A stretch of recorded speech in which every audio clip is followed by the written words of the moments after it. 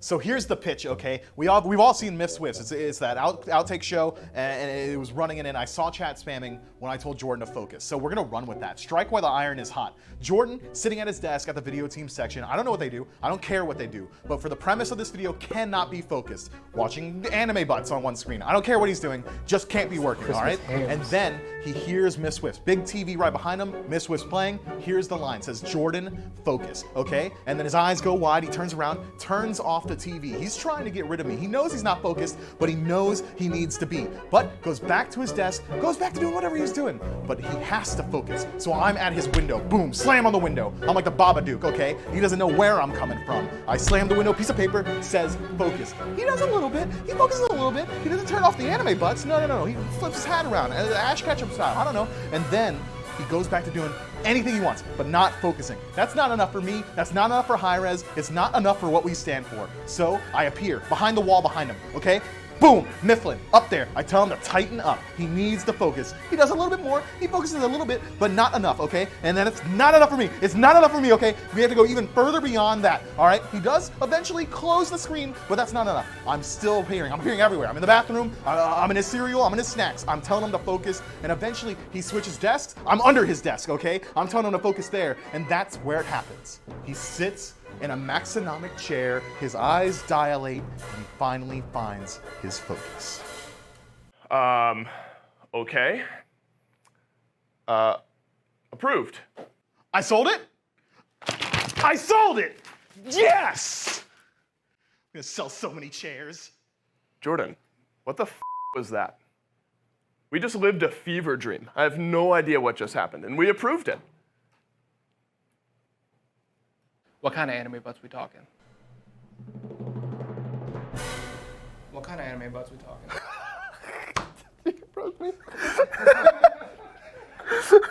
While we may have experienced the fever dream that was that video, one thing you don't have to dream about is how comfortable these Maxonomic chairs and how tightened up and focused you can be when sitting inside. When you go to needforseat.com, use code SMITEMAX to get yourself a nice discount and get yourself in one of those Maxonomic chairs. J-Mac and Taco with me. Taco, I know you weren't here last week when we did the filming and the bits for all this, but I'm not even exaggerating when that whole thing happened within like 2 hours of going back and forth with Mifflin, and then filmed within just a couple of days, edited everything. Video team amazing for it. Funny, really, honestly, one of the funniest videos I've seen put out in a recent time. It's what happens when Jordan actually manages to focus. Right onto that one. But one thing we've got here, Atlantis Leviathans and the Tartarus Titans. Leviathans looking to climb up the standings, and the Tartarus Titans looking to do the same thing here. It's going to be a big matchup for them, especially with Tartarus Titans having another jungler popping in for them.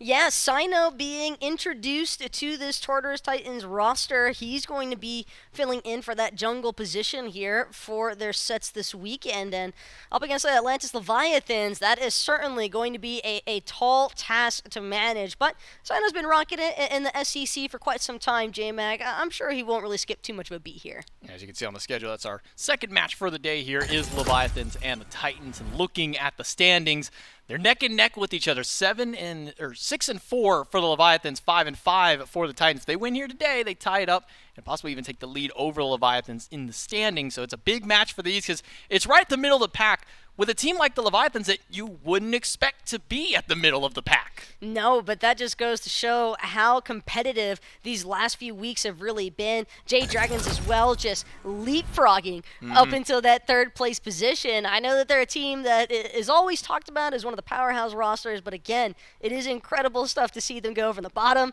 to the top, but that's the same thing that the Atlantis Leviathans are trying to accomplish here. It's the same thing for the Tartarus Titans as well. And I think Tartarus Titans, as of late, even with some of these jungle substitutions they've been bringing in, they have definitely been some solid subs filling in. Yeah, even with all these solid subs and talks of the jungle, one of the more consistent players for the Tartarus Titans that we got to talk about is Paul out of the mid lane.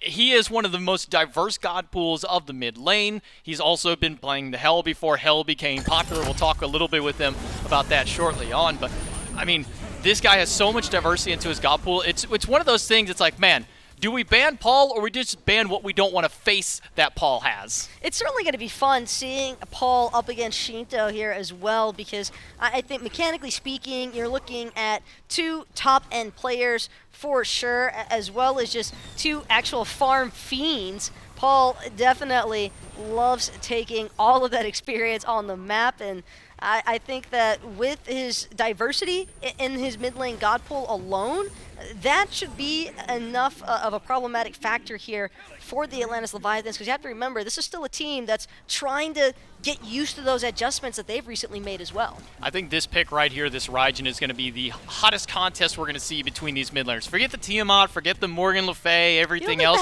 This, even with the hell up there, I would say that if Raijin is available, whoever is first pick probably needs to take this god. Shinto is undefeated on the Raijin, and Paul, it's one of his most played and one of his better performing gods.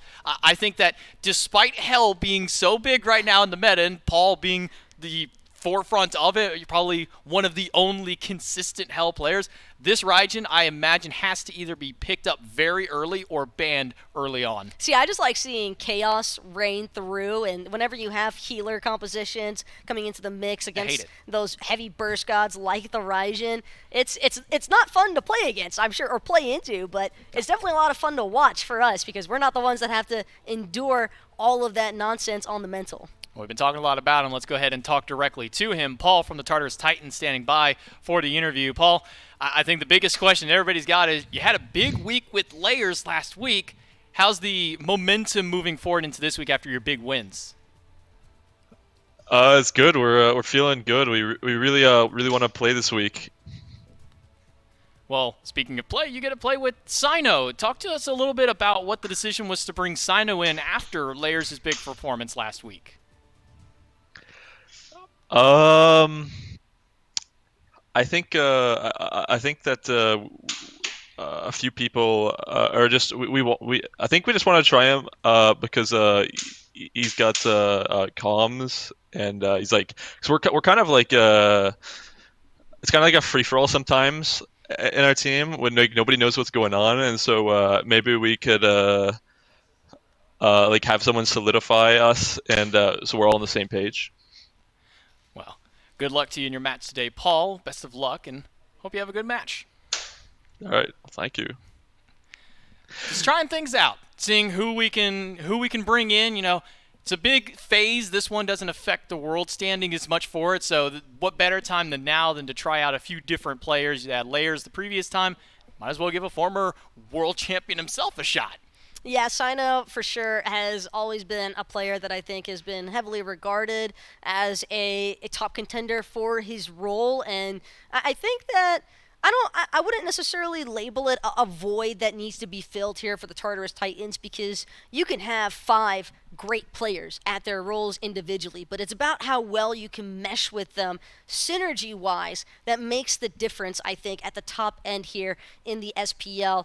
But Sino, from what I've heard at least, both behind the scenes and from what I've witnessed in his gameplay, certainly a member that is going to pose a lot of issues here for Benitham if he's not on his A-game. Yeah, we'll see if maybe he brings some of his SCC nonsense up to the SPL, maybe a little East Set jungle, but you know, talking about the Tartarus Titans, they got a real tall task, as you mentioned earlier, to go against the Atlantis Leviathans, ahead of them in the standings, and most importantly, that mid lane to talk about. The Raijin man himself, the undefeated Raijin man himself, Shinto, is going to be one of the big hitters here for the Leviathans. He has been a consistent powerhouse for this roster.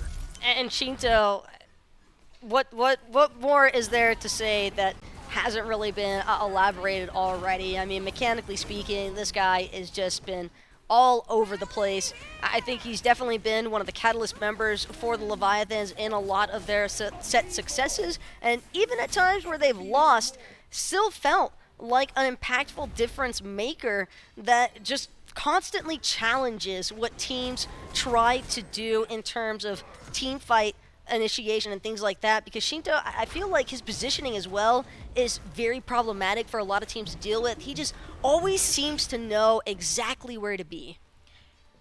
With it, Shinto, like we said, there's not much more we can say. It's a lot of the same between him and Paul, just very mechanically skilled players, very consistent through it. You saw the KDA pop up earlier, 5.05 on a mid laner. When your mid laner has a 5.0 KDA, you also have a lot to thank for your front line allowing you to be that safe. And I think that's where a lot of the pillar for this team comes through, is the consistency of Hardcore from the solo lane and from his support Rong Yu as well. I was going to say, I could also be wrong on this, but at least from my assessment, J-Mac, I definitely think that Paul and Shinto are arguably two of the best mid laners and players in general when it comes to their relic activation. They don't really seem to ever get caught out in that sort of circumstance when it comes to not using the Bs in time or not using the As appropriately. So I think that that's another factor that kind of poses a lot of issues. So it'll be interesting to see how that kind of plays for both of these teams here today. I'm almost expecting neither side to really try and emphasize all that much on the mid lane, aside from the obvious Tiamat, Morgan Le Fay, possibly that Raijin coming into the debut. But I think for Tartarus Titans and for the Atlantis Leviathans, a lot more of this emphasis might just surround the side lanes. And it's kind of interesting, we talk about Paul being one of the premier Hell players, but as Hell has risen, we've been seeing a lot of solo lanes, so maybe that even opens up the wings just a little bit. Maybe Tartarus Titans pick up the Hell. There's still some flexibility with it. Could go into the solo, but usually you're going to see it go towards Paul. So I like the idea, like you were saying, just ban the two biggest ones, maybe three with the Raijin, and then kind of let the picks and bans fall into place from there. Take the Tiamat, take the Morgan Le Fay, and I'm going to be honest, you've got to either take or ban the Raijin as soon as possible for it. Maybe, I'm not sure if I would say first pick if you're the first pick team, but I think that with these two players, Raijin is first pick worthy. And as we see for that, picks and bans for game one are ready. I'm really curious where this is going to fall into place. Atlantis Leviathans having that first pick option, though, could put a little bit more pressure on them. I think one thing we've been noticing, or that I've been noticing at least from these teams in the SPLJ MAC, is they've been leaving open more than just one power pick. We've been seeing a lot of these Gilgameshes, Osiris, Artemis kind of slip through the cracks as well. And I think that when you think about the side lanes in general, I mean, Cyclone Spin up against Zapman, you've got Yardcord up against the likes of Benji. It is definitely going to be a bloodbath, I would assume, from those side lanes. I love the immediate response here from the Leviathans. They're going to ban away the Ares that Aurora has been playing consistently in his last couple of sets. Meanwhile, the Titans will just take the safe and standard bans. Tiamat taken away, Hell in response for the Leviathans because of just how flexible and, as much as I hate saying it, just how dang good this god is. They got to take it off the table. Can't let it fall into Paul's hands. In response, the Titans will also take away the Artemis, who has been a very hot topic and a very big pick for the Hunter role. It's just so problematic at the competitive level of play to try and create any sort of proactive movements with team fights and objective play when you're constantly having to worry in the back of your mind, okay, is there going to be a team sustain? Because just having that ability to back off, teams are not going to compromise themselves at a professional, or at least not at this level. If the fight does not look clean, 9 times out of 10, you're not going to see these players go for it. So Titans taking the appropriate measures so far. A couple of shots headed towards the dual lane, but wow, that Raijin, like we were just talking about, he has been a star factor for Shinto.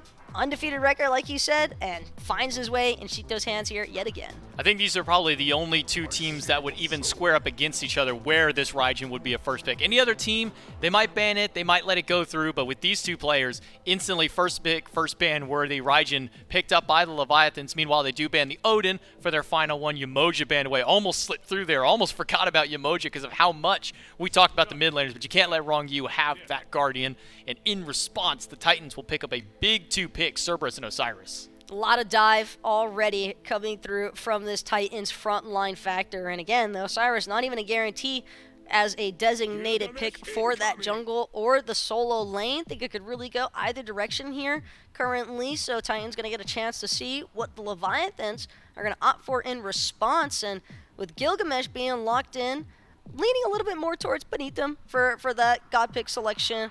I know that the Leviathans definitely have some strong flexibility between Yarkor and Vrongyu in terms of Gilgamesh's pressure force presence, but Leviathans, they know the Titans have some frontline established, might as well respond in suit. You know, it's kind of wild to think when midseason popped around and Vampiric Shroud got a nice little buff, everybody's like, oh, Vamp Shroud is good. Maybe we'll see more Guardian solos. And we did see more Guardian solos, but they don't really care about the Vampiric Shroud. Just the natural base stats alone of these gods seem to be good enough for it. The level of control that they can bring, and Cerberus has been probably the biggest pick of these Guardian solos as of recent. Leviathans respond with a Fafnir to round out at least their support over there for Wrong You. Meanwhile, Chernobog picked up on the side of the Titans. Cerberus almost feeling like his own carry at the same time as being that frontlining factor, because he just deals so much damage, and sometimes you don't even need a whole lot of power to boot just because he has that protection strip away in his kit.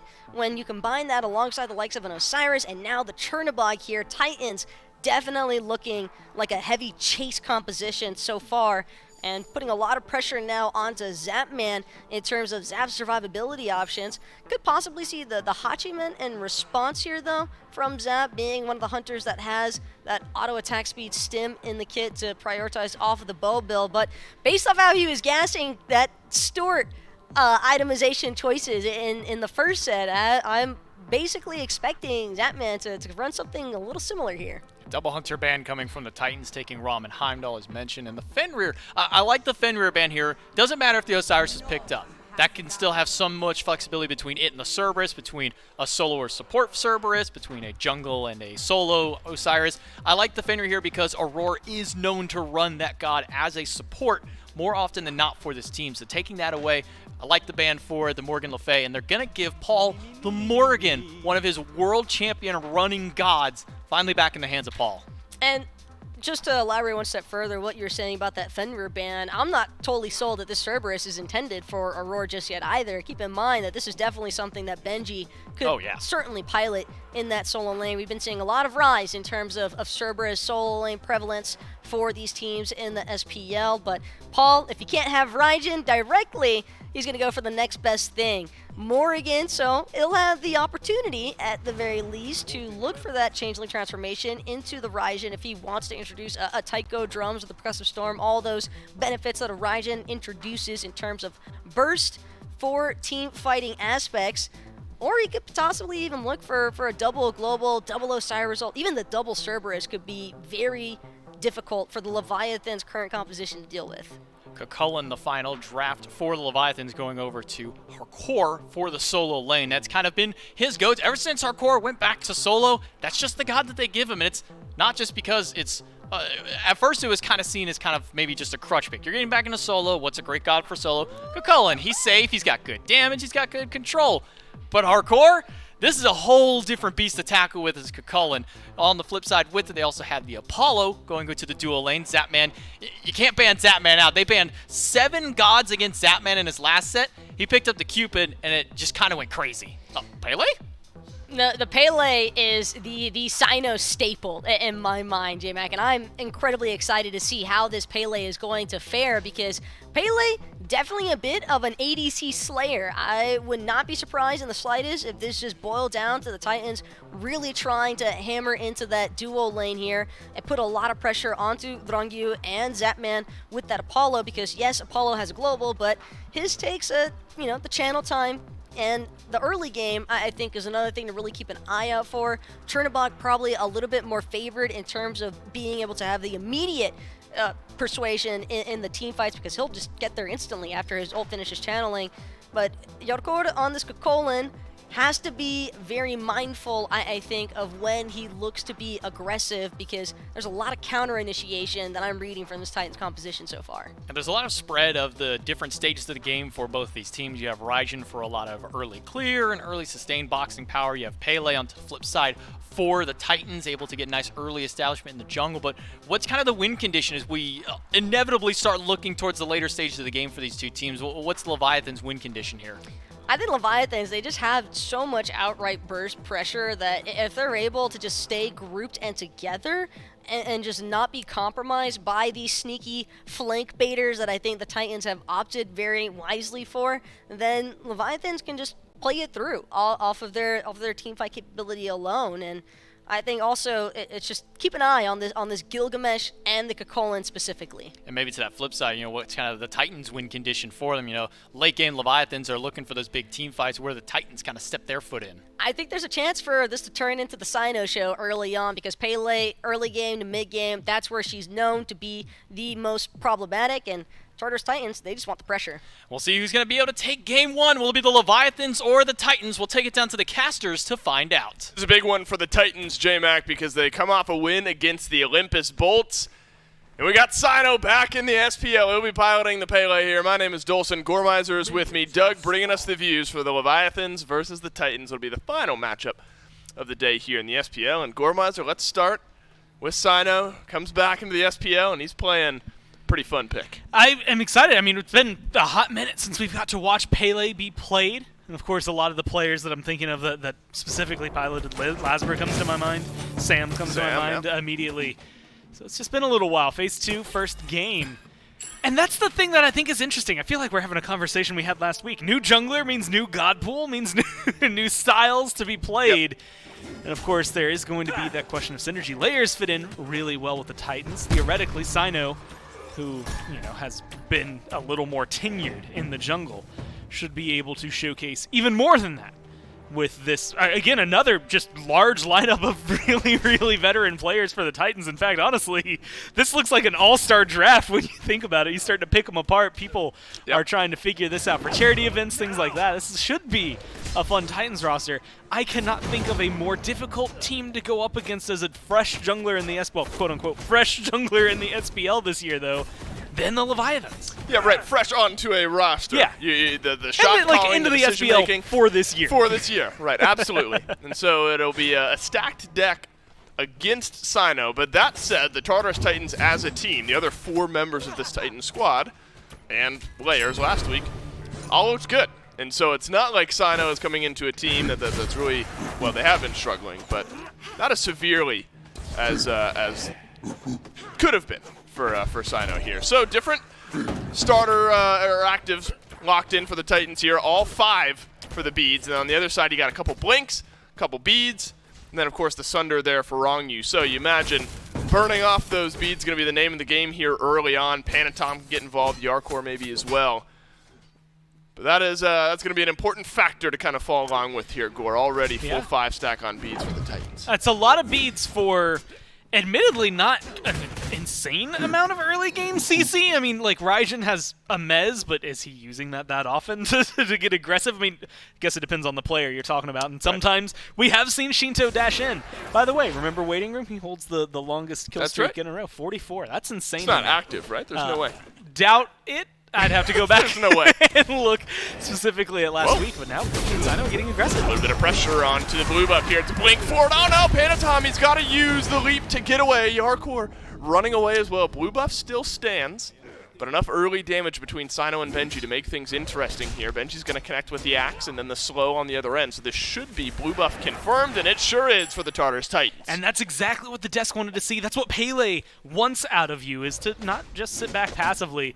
You're going to need to get aggressive and going to need to get involved in this, and Sino's already putting a good mark on it. Doesn't quite get the first blood. Panatom still gets out, but you get some experience stripped away. You get a blue buff stripped away from Harkor, which admittedly Kakulin doesn't need it as much as some of the other solo laners, but still it does control and corral a little more of that right-hand side of the map and give the Titans a little bit more of a leg to stand on. Yeah, you want the golden XP even if the blue buff isn't the best for you. Panatom did use his blink to try to initiate that fight. Sino answered with beads on his end, so a couple actives down early on in this game. But the desk talked about it a little bit, Gore, and J-Mac kind of brought it up. Some of that early game leverage. Sino now level 5. This is maybe now the time where we expect to see this Pele a little more active. I mean, you can get a lot done with a Pele ult, and as long as you've secured maybe some of the safety mechanisms to get out of there. And that's the downside. I do see Sino having a lot of capabilities in this. But I also look at Zapman. He's got the moves. Eventually, he'll have his ult. That's 2 great escapes. Rongyu has a leap. Shinto has a dash. Well, I guess it's a leap. He thunder crashes away. There you go. Panatom has a jump. Harkor has the salmon leap. I mean, they have a lot of disengage on the Leviathans. Good point. And so it's the go in, maybe go for the knock-up, then follow through with the ult, go in, force him to dash, then follow through with the ult. How the engage from Sino happens is maybe the crucial part, but he will have the damage to get some kills. You know what I think is interesting here, Gore, as well, is the flexibility that this Morgan for Paul is going to bring into the game here, because, you know, all these individual picks, their abilities, and the way that the dynamic of the game and the fight will shift around based on that.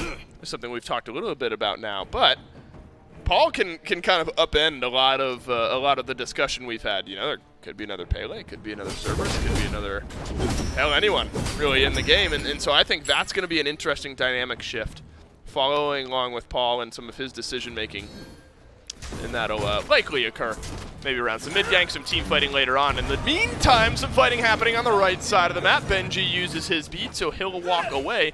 Blue buff is about to come up here for the Tartarus Titans. Don't think the Leviathans know that, so won't be the attempted invade this time. They are going for the Greater Scorpion, though. Sino's in the neighborhood, so is Aurora. I mean, this is a good chance to potentially get aggressive into the Leviathans. Wrong you. I feel like is simultaneously great at peeling for his team with a hammer stun, say, but also setting up kills. Ooh, Sino sees Panatom, first blood. Would be just around the corner. Panatom dodges out the initial dash in, but the damage from Aurora connects on the back end. The Tartarus Titans pick up first blood. Taiko drums could keep things interesting here, though, as Shinto sends some damage over the wall, and then the Thunder Crash on in. Beads used to avoid the Stygian Torment, but watch out, Yarkor's got the leap, he's got the knockup, and he's got the return kill. I mean, exactly what you need, but Aurora, now the one who's getting chased down, Hardcore is able to root him. They're going in. Wow, the Leviathans are doubling down on an already return kill now, and they are happy. It's a double kill for Yarkor. The bet is paying off. Benji, Lord of the Afterlife, away. Paul nearly will get the kill onto Yarkor, but it won't happen. Shinto's got one, Yarkor's got a couple, and that's a big fight for the Leviathans. What a great turnaround, and all of that, I mean, it goes back to the conversation we were just having on the Pele. How are you going to be able to get engaged? Well, you get the leap out of Panatom, and Sino reads it, goes in, gets the kill. That part is great. Get it and tie it in a nice little bow. And ignore the rest of it if you're a Titans fan. Then the turnaround begins. Shinto with a great rotation. Paul, unfortunately, gets caught up in the midst of it and just showcases the front line once again for the Leviathans being one of their greatest strengths. You know, the Cucullin, the knockups, the roots, the stuns, whatever you have to lock people down that come out between the Cucullin and the Fafnir. Just make it so much easier for them to continue that chase. Shinto gets a lot of damage. Admittedly, Cucullin can do a good chunk of damage himself, and it just fed kills into the right people. Just a moment ago, Zatman steals away the purple buff from Cyclone Spin and Aurora. Just sends some damage right on through the wall. We'll take that one happily for himself. And I think something we saw briefly in that last fight, Gore, that will be interesting as the rest of this game goes on, is the rotatability of both of these hunters. Zatman, a little bit more aerial, a little bit more dunk. Cyclone Spin, maybe a little bit more immediate. So you get more immediate, but potentially in an awkward spot, versus you can choose your spot, but it takes a little while to get there. You also get a little more bang for your buck. I mean, Cyclone Spin doesn't ult into the fight there. You know, Chernobog ult is going to be useful if you just use it. You're going to be able to apply slow and cause some troubles for the enemy team. Whereas, like you said, with Zatman, like, there's the travel time, you're losing your mana, but you do get to choose where you dunk into. Now, we've seen that out of, you know, some jungle play where it is diving maybe too deep occasionally. We've seen Zatman in Days of Yore use it to dive way too deep occasionally. I'm excited to see how he ends up using this, because that means that split push potential that should exist for just one isn't there for both hunters, and it'll keep an interesting conversation on the left side and in every single fight. Yep. Because so often, you know, you look at these points, or later on points in the game where if it were just a Chernobog and like the Titans were losing, or hell, maybe even winning, you just have Cyclone Spin solo pushing out that lane, you'd ult into the fight, and you'd have a normal 5v5. Zatman might have to mirror that a little bit more consistently now, or will be able to mirror that a little bit more consistently now. And so that'll be a fun storyline as this game continues to build upon itself. So there were 2 kills earlier on in advantage of the Leviathans, but that hasn't necessarily become a massive gold lead. In fact, it hasn't become much of a gold lead at all. The extra first blood bounty helping out a little bit here for the Tartarus Titans, but it's the next few moments where you might start to see that get built up. There's a purple buff here. Zatman stole it away quietly last time. They might need to get a fight to steal it away. This time, Aurora takes half of his HP. Cyclone Spin weaving in some auto attacks there, but as the longer this goes on, the quicker it'll be, or the closer it'll be for an answer here from the Titans. I think the Leviathans agree, so they'll scatter out. It's that difficult pivot when you know there's a Pele, you know there's a Morrigan on the other side that is just waiting to come up behind you. You can't stick around just for the purple buff, but they are able to continue at least putting pressure on them. What happened here? Cyclone Spin took a lot of damage. Maybe just some poke from Zapman there.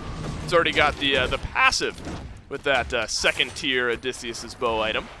So that feels pretty good. Now it's a jump on in from Panatom. Cyno dodges out a little bit. The slow connects, but it's not slow enough to get the kill. But Aurora, unfortunately, won't get out. Zapman drives in the final nail, and Aurora goes down. The Leviathans, they invade the purple buff. Don't think they got it, but they got a kill. And honestly, for them, I don't know that they care whether or not they get it. They get the kill that they want, and now that can kind of extend to what I imagine is going to be some Gold Fury pressure. They spawned that earlier by taking that Scorpion. Zap's got his own purple buff to go farm up, as well as his own Scorpion on his side lane to be able to scoop up. But that translates, and these fights have translated very well, as you said, not necessarily into a large gold lead, but into pretty decent control on the left-hand side of the map. If they had been able to get the beads out of Cyclone, if they had forced the ult out of Cyclone, I think it'd be a guaranteed, yes, we're going to go for this soon. But you know beads are down for Aurora, you know they're down for Cyno, and you just put another kill onto one of those two. So you're setting yourself up for more victory if you're the Leviathans. And now it's the hard part of how do you get your hand back on the game. Panatom's actually still a level behind Cyno, so maybe Cyno can still guide us. I was thinking that would be a good invade there from Yarkor. Yarkor doesn't care about the blue buff. He wants to kill. The tower. Benji has to use Lord of the Afterlife and will get away. The tilt of this lane, not in player mentality, but the literal shifting of the scales that have happened in this lane after those early couple of kills for Yarkor, is now starting to culminate a little bit. Yarkor was able, or Benji rather, was able to hang around in that lane a little bit. Now Yarkor's starting to pull ahead. See if Aurora might poke his head around the corner. Not quick enough, though, and the Leviathans take the Pyro. But this right side of the map as well, Core. We've mentioned the left side is kind of ceding pressure if you're the Titans. Now the right side maybe is as well. Benji finds himself a level behind and 2 kills. It is not a spot you want to find yourself in. And again, Cyno still has that level up, so though Benji's fallen a little behind, it is giving them somewhere that they could fight. The problem is you're also just slightly behind if you're fall, and Benji might even fall further behind now. Let's see if we can push this advantage. Unfortunate drop kick there from Panatom, sends Benji very close to out of range there. So no follow-up on the end of that. It's a jump in from Aurora here, but Zapman able to mez, dash away. Cyno is close by here, Zapman. You got to be careful. He has beads, will use the beads, but there's just way too much damage. A bait in from Aurora, and now Cyno on the board, back in the FPL, back in the kill feed. You know, I was thinking about something, and I think a lot of this is going to showcase here. You can kill off Zap, but I need to see some pressure specifically onto Shinto, and I need to see pressure onto Zap be consistent, right? You get the kill, you get the beads. Yeah, Shinto's having a good and day. I think you're really locking him down. But 1-0-3 for the Raijin. I had to double check it because I believe this. He is undefeated on Raijin in Phase 2, so that is a very, very large number to overcome. Because he's had 7 games. It's not like one of those, like Sylvanas right now has a 100% win rate. He's played a single game and he won it, right? Raijin, for Shinto, has played 7 games, won all 7 of them. So the Leviathans are already stacked in that position.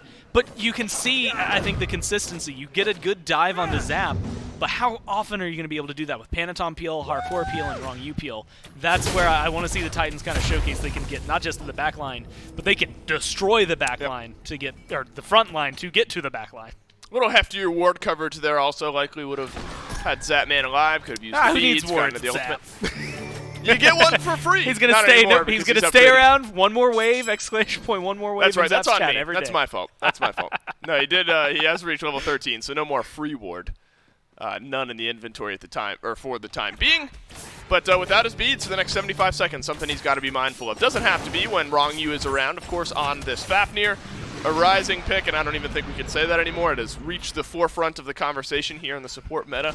That coerces the game goes on, especially when applied to Zapman. Looks like, actually, Gore, going into the early couple of bows and then maybe a little bit of crit later on, but that coerce is going to make those autos stick a little bit quick. Well, hit a little bit quicker, but stick a little bit harder. Yeah, that's the combo that I think is going to be incredibly deadly throughout all this. You get an Apollo already hitting pretty hard with the items that Hunters have been picking up lately. Add in a Coerce, add in the passive. That's just going to be deadly. I mean, anybody that stands on the other end of that, whether it is a neutral objective, say a Fury, a Fire Giant, a Tower, already unhappy. players not going to be very much or better off. Can a tower be unhappy? I imagine so. I mean, look, see the plants up there? That's right, there are plants on top. I can imagine My they're fault. pretty sad. And the order side, they're not plants, but it looks really cool. Watch the animation next time we're under a tower for the order side, because they look neat. But yeah, the plants can be sad, definitely on the other side. The purple Same can roar and Benji. Right, absolutely. We'll keep our eyes peeled for some sad plants on these towers as the game goes on. The purple buff has felt pressure. The Leviathan's purple buff, to be specific, it's been this. Sino pairing with Aurora, they go in, they invade the purple, they get the purple. We'll see if the Leviathans have an answer back for it. Panatom jumps in, drops his ultimate. That one's caught out onto 3. Shinto, Thunder crashes forward. Raiju is no good here. Oh, but the stun on the other end, that'll set up for damage as Zapman dunks in and assists Shinto on his second kill of the game. Now that Charon's coin starting to stack. That's a perfect time to fight because look, Soul Gem got picked up. Spear of the Magus is already there. A few stacks on the Charon's coin. So Shinto hit a big power spike. I mean, not only a big power spike, but admittedly, you lose your purple to get a kill. I mean, it feels like it's worthwhile overall. And so they're going to be able to walk away a little happier. But it's still the pressure. I mean, Sino's over here. Paul's making a pretty big rotation. Paul still has that ult, and as does Sino. That is going to be able to make some interesting change-ups. And Cyclone's been dashed over here. It's the Titans, actually, that want the Fury. I think this should be a free one. The Titans sense that the Leviathans, they pick up a kill, but then they have to go back a little bit low on resources. 3, 4 ultimates down compared to 4 ultimates up for the Tartarus Titans. And look at the swing that makes. We're 500, 600 gold in the lead for the Leviathans. Now drops right back down closer to even. So that's a smart play there, Gore, by the Titans to have the wherewithal to realize the Leviathans likely heading back to base.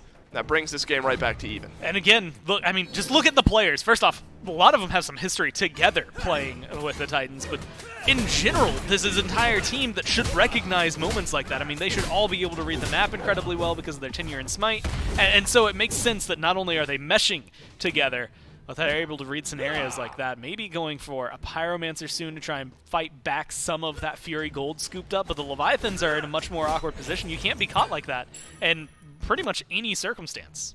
Hey, Gore, do you think Winged Blade is a good item right now? I think Definitely seems like it. I think 3 Yes. of the Tartarus Titans think that Winged Blade is a pretty good item. Hold that thought, Gore, as Zapman jumped on by Sino. And this is what you want your Pele to do. You want her to jump on your backline. A gets used by Zap, but what's that going to buy you but time? And Sino shuts him down, and his purple buff on cooldown now invaded by the Tartarus Titans. Sino off to a great start in his return to the SPL. Pyro now started up, melted down, and not secured by the Leviathan. Stolen away by the Tartarus Titans.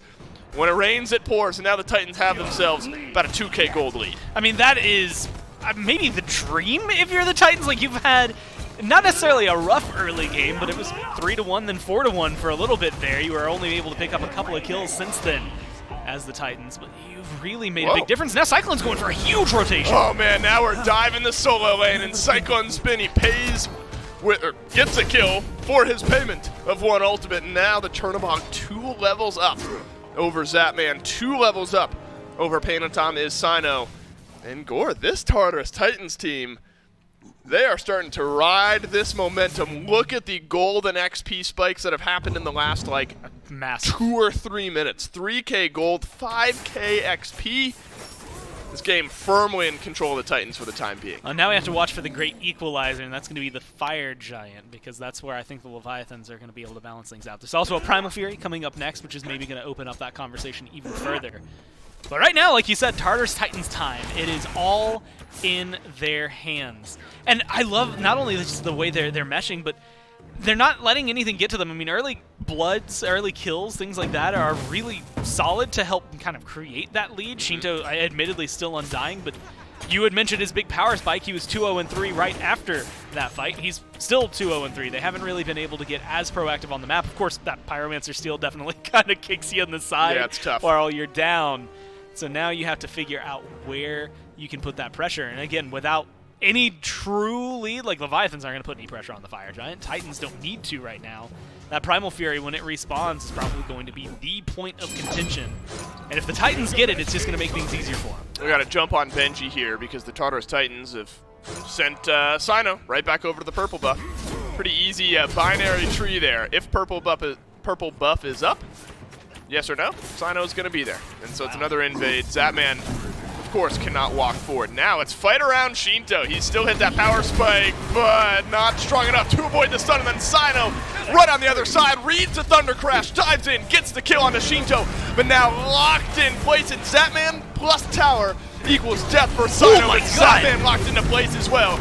So Cyclone Spin makes this a 2-for-1 trade. Paul makes it a 3-for-1, and the Tartarus Titans rolling forward. And just being able to get aggressive, I mean, you can zone out the other two pretty easily. Yes, they have some damage, but not enough to get to the back line. I mean, maybe kill a Roar because his health bar is so low, but no. That's just good engage, good rotation. Great equalizer. Specifically, as you had highlighted, Sino was on the purple buff, rotates over to mid, waits for the Thunder Crash into the tower, then goes in with the ult, and gets themselves set up perfectly for a couple of kills. Unfortunately falls to the tower, but it doesn't matter because the rest of the team gets that and then some with this FG. The great equalizer, Gore. This is not equalized the game at all. It's only the great equalizer for one team right now. If the Leviathans get it. Is that its subtext like Fire Giant, the great equalizer? The great equalizer, and then underneath that, like the subtext is if the team if that's the behind Leviathans also get picks it. up, like you. Yeah, the golden XP charts would be the opposite of equalized right now. We've gotten further out of control.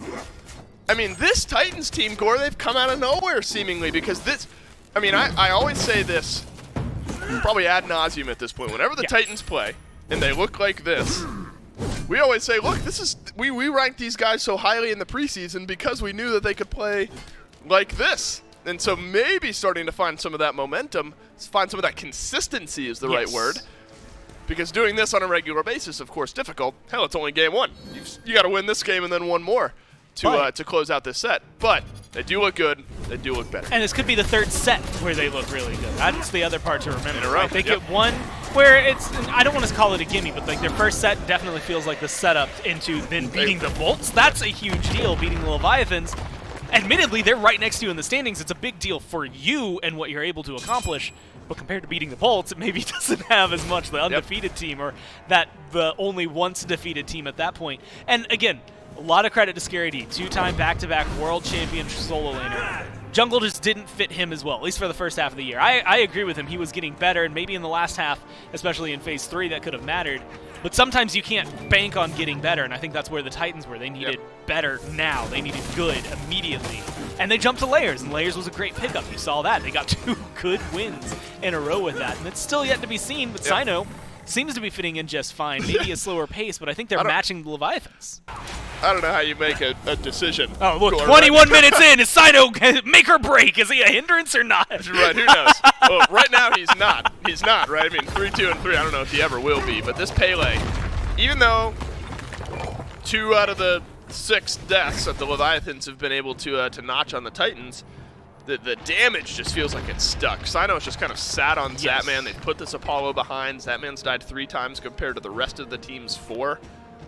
And that feels pretty good. Big lead built up on the left. As well, her ult is just so good at that, right? I mean, hey, Aurora, I'm going to body block for Zap. My ult just is a giant cone AoE. Like, I'm going to be able to hit him no matter what. And they've been able to use that pretty well. Zap actually forced to ult. This is where the map state comes in. I was actually going to mention this earlier. Zap lost his tier 2 tower before most lanes had lost their tier 1, which is unfortunate for him over on left. But now tier 2 and mid is gone, tier 1 and right. I mean, Titans are just slightly better off in terms of towers. They've got 3 more, but they've been able to just desecrate the Leviathans, and a lot of that was before the Fire Giant. Some of that is a little more recent, but that's a lot of gold. And I think a lot of that, Gore, can rewind to a lot of the purple buff pressure that Sino put on, because there was that one moment where just dove the tier 2. Right, they just dove in under the tier 2 on the end of the purple buff. Zapman was alone.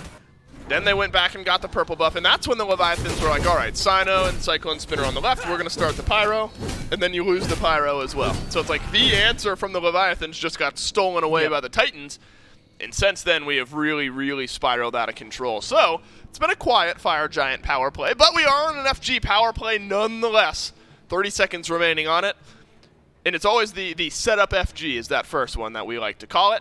And set up pretty well the Titans have here, Gore. There's 1 tower remaining, which means there will be 3 exposed Phoenixes after this tower gets taken down. And the Leviathans don't have much of a leg to stand on. I also like to think of it, like the Fire Giant, especially the first Fire Giant buff, is such a good heat check. what were you able to get out of it? Were you able to get a They Phoenix? got a lot. Phoenix, that's going to be mostly neutral. Most teams, you should be able to 5,000 get a couple gold. of towers. Towers is good, but this is a showcase of the Leviathan strength, which is the showcase that the Titans were not able to aggress further than a Tier 2 tower. They need a little bit more, whether it's items, gold, what have you. They got the gold, that is for sure. And so they're going to have to set up for the next one. Of course, the most dominant first FG is if you can get more than one Phoenix. Right. But this is still a good spot for the Leviathans. You are not happy with the gold lead that is on the other side because it's amassed to 11,000. But you are in a spot where most of you are level 20. Rangyu's level 16, so he hasn't been able to upgrade that starter just yet and might not go for it immediately anyway. You're still in a good spot to try and defend this Fire Giant at the bare minimum. Zapman, one full item down under Cyclone Spin, but still level 20. Still has the upgraded starter, so that's at least okay. He's gone crit, one stack on the Rage, and then Wind Demon, which has been answered in kind by a Spectral for Aurora, Spectral for Benji as well. And so the target selection is going to be difficult, or maybe not, depending on who's jumping on this Apollo. But you can reposition yourself with your ultimate, find those targets that you're looking for as well. We also haven't seen Shinto really swing for the fences at any point here recently. Gore, Charon's coin with 6 stacks, Magus, Soul Gem, and a fully completed Soul Reaver here. You can't count this Raijin out. No, his damage is still going to be insane. But count the FG out, damage, I was guess. going to say, has to be somewhere where you can feel it. Okay. This feels base racy to me. I mean, Cyclone right now up in the air. Sino's going to be able to see him as well. Just spotted everybody on the Leviathans. That should be a go button, but it also thwarts them. They get that wave up there, might be able to get some good pressure on the Tier 2, but now the Titans know they have a little bit of free reign over on the right-hand jungle. Here's the good news.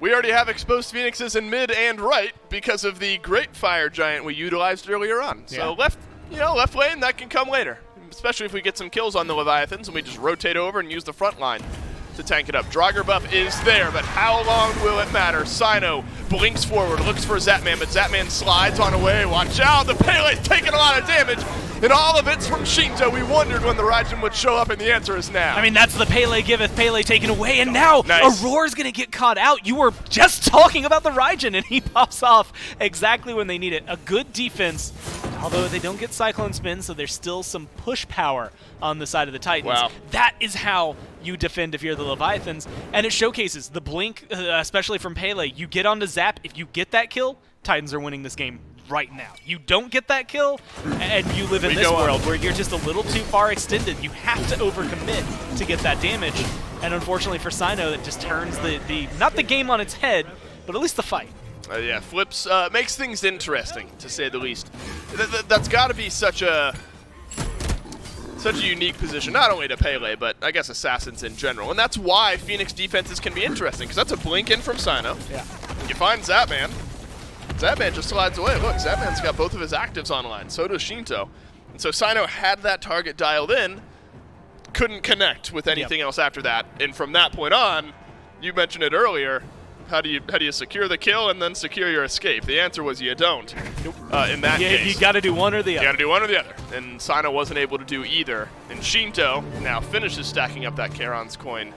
And really shows us why the late game Raijin makes things interesting. So Gore, I mean, there's a minute and 50 seconds left on the 3 remaining FG buffs. That's Benji, Paul, and Cyclone Spin. I don't know if the Titans can do much more, though. I mean, they can poke a little bit for a fight here, especially get aggressive in the jungle, maybe find a pick. I mean, Hark is isolated and alone, although a lot of members nearby. I just think this is the time, like you said, it's kind of this awkward period of we have a lot of time to work with, but it didn't work that well when we all 5 had it. And also, is it enough that we can really siege a Phoenix? Like, we have too much time and simultaneously not enough time. This minion wave on right should help, but it's going to be colliding with a little under a minute left, maybe just a little over by the time it gets there. And so Cyclone Spin is going to be crucial to try and knock down this Phoenix. You are 10k gold in the lead, but you were 12k when the FG buff started, so the Tartarus Titans down a couple thousand gold. Stun onto Panatom keeps things even here for Benji. Last couple sets of beads coming back online for the Titans. 5 seconds on Sinos, 10 seconds on Aurora's. Everyone fully stocked up on actives for the Leviathans. Full strength fight. Aurora knocked against the wall, uses the Stygian Torment, but Panatom's got the damage, and so does Shinto. We've already seen this story before. Raijin had the damage. He's got 1 kill in this one. Zapman dunks in. Sino dashes away, but Zapman can close the gap. 3 down yet again from the Titans. And now you're in a good spot. They will respawn before a Fire Giant can be taken. But look at everything else on the map. Maybe trying to push up. I mean, you can at least clear this wave. Paul and Benji both have Fire Giant. You can try to force the Leviathans to fall back, or at least feel a little awkward in this fight. But ultimately, what they just did is stop a push. I mean, you've got 30 seconds before most of your team is going to be back.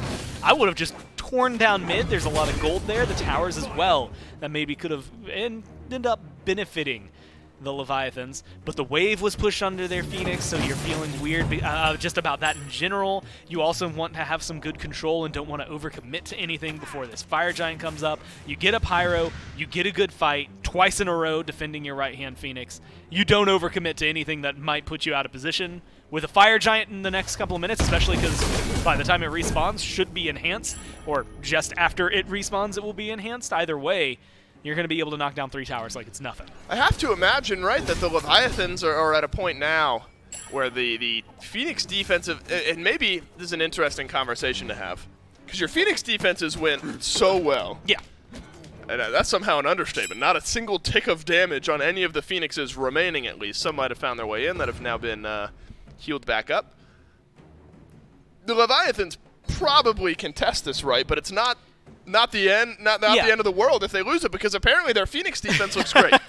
It's that, yeah, the exact conversation, enhanced. which is it is enhanced. You can afford to lose it, but also you don't want to bank on your defense, right? You want to be here to try and defend against it, because as you said, it being enhanced means those prots are going to disappear. They won't have to wait for that minion wave the way they just were over the last couple. Shinto was really the thorn in their side. They almost had a full wave to walk right into that right-hand Phoenix, and Shinto just kind of full cleared it in a couple of seconds. Fire Giant, at least enhanced Fire Giant, is going to help a lot in terms of the Titans being able to siege that. And so, unsurprisingly, Leviathans have to be here. They can't just let it lay by the wayside. You know what? The same sort of feeling that's felt bad for Sino, where you blink or you dash or whatever into the back line, and then you just kind of immediately die. I think Aurora's had similar pitfalls here this game so far as well, where you want to get this big, massive Stygian Torment, but the Leviathans melt you pretty quickly. Similarly, Titans, start up, reset the enhanced FG. And you have to look at the relics, because you had mentioned it, Aurora, last time he jumped in, didn't have the beads. Has them this time, but if they get burned, then that might as well be a death. Well, the tug of war begins here, and it's Aurora who has to walk away. After losing a little bit of HP, he's going to go back to base. If the Leviathans are privy to this, they could open things up, could start up the FG if they think that lack of Cerberus for the time being is a big enough opening, but it is not. So the Leviathans now will have to rely on some wave control. And this, when you get these elongated, drawn-out Fire Giant dances, of course, we're all waiting on who the first engages. It's been a lot of Sino or Aurora starting things up, and then the answer back from the Leviathans has been pretty quick. Tartarus Titans move to the Oni Fury, so that's a cue that the Leviathans will get here. Don't think it's enough, though, especially with the rotations for the Leviathans. I think they were thinking of something similar. similar. They wanted to do the same thing right with Shinto and Zapman. And so we'll go right back, but it's these moments where wave control becomes so important, right? Because if this wave on the left starts to push all the way in, starts doing some damage to the Phoenix, the Titans have to think about it. And that's where, again, these hunters, specifically having global ults, are going to come in handy. Zap's not backing versus where Cyclone. That's going to get real confusing real fast for me. I got to clear that one up. Cyclone Sino spin backs to the lane. And Cyclone, we saw him do it once already, but could do it again. You don't have to go in on the Chernobog ult. You can go up, get the vision, come back down. Similar to what we see people when they play Nuwa. That's the same style, where the idea is just show me where they're at and show me what we have to work with. And right here, they'll see Zap on the left-hand side. He can make a fast rotation, but nowhere near as fast as Cyclone. Zapman's going back to base. So Zapman only dealt with the Oni wave. The regular wave will crash where it is and is actually going to push out a little bit here for the Leviathans. Aurora blinks into the back. Shinto, we use the Taiko drums. And look at the sustain that keeps Raijin in the fight. And Shinto puts down Sino. Cyclone Spin has used his ultimate here as well. Oh, no! Dueling out with the mid laner. And Cyclone Spin wins this one. But in the meantime, the Tartarus Titans, they've lost 2. They've lost 3. And the Leviathans roar back in this game. It's Benji alone with Paul. And it might be Paul all alone before long. I mean, Paul has nowhere to go and help in this engagement. Vinji's going to be gone before he can rotate in, and now he might have just gotten spotted out. Luckily, that invisibility is there. They'll see the clone. They know he's Paul somewhere didn't get to use his ult in the neighborhood. Didn't get to use his ult. I mean, Cyclone didn't get to use his relics. That was a great play from Shinto, being able to turn that around. I want to say a great play from Cyclone to go in onto Shinto, but he just barely was able to get that Can kill. Paul make a big play here and steal away the FG? No, Panatom is going to have something to say about it. 20 seconds left on Shinto's respawn. A little bit long to delay here. Paul finally uses his ult. Turns into Osiris. Stay alive a little bit longer, but then Panatom times it well. The re-engage, my goodness.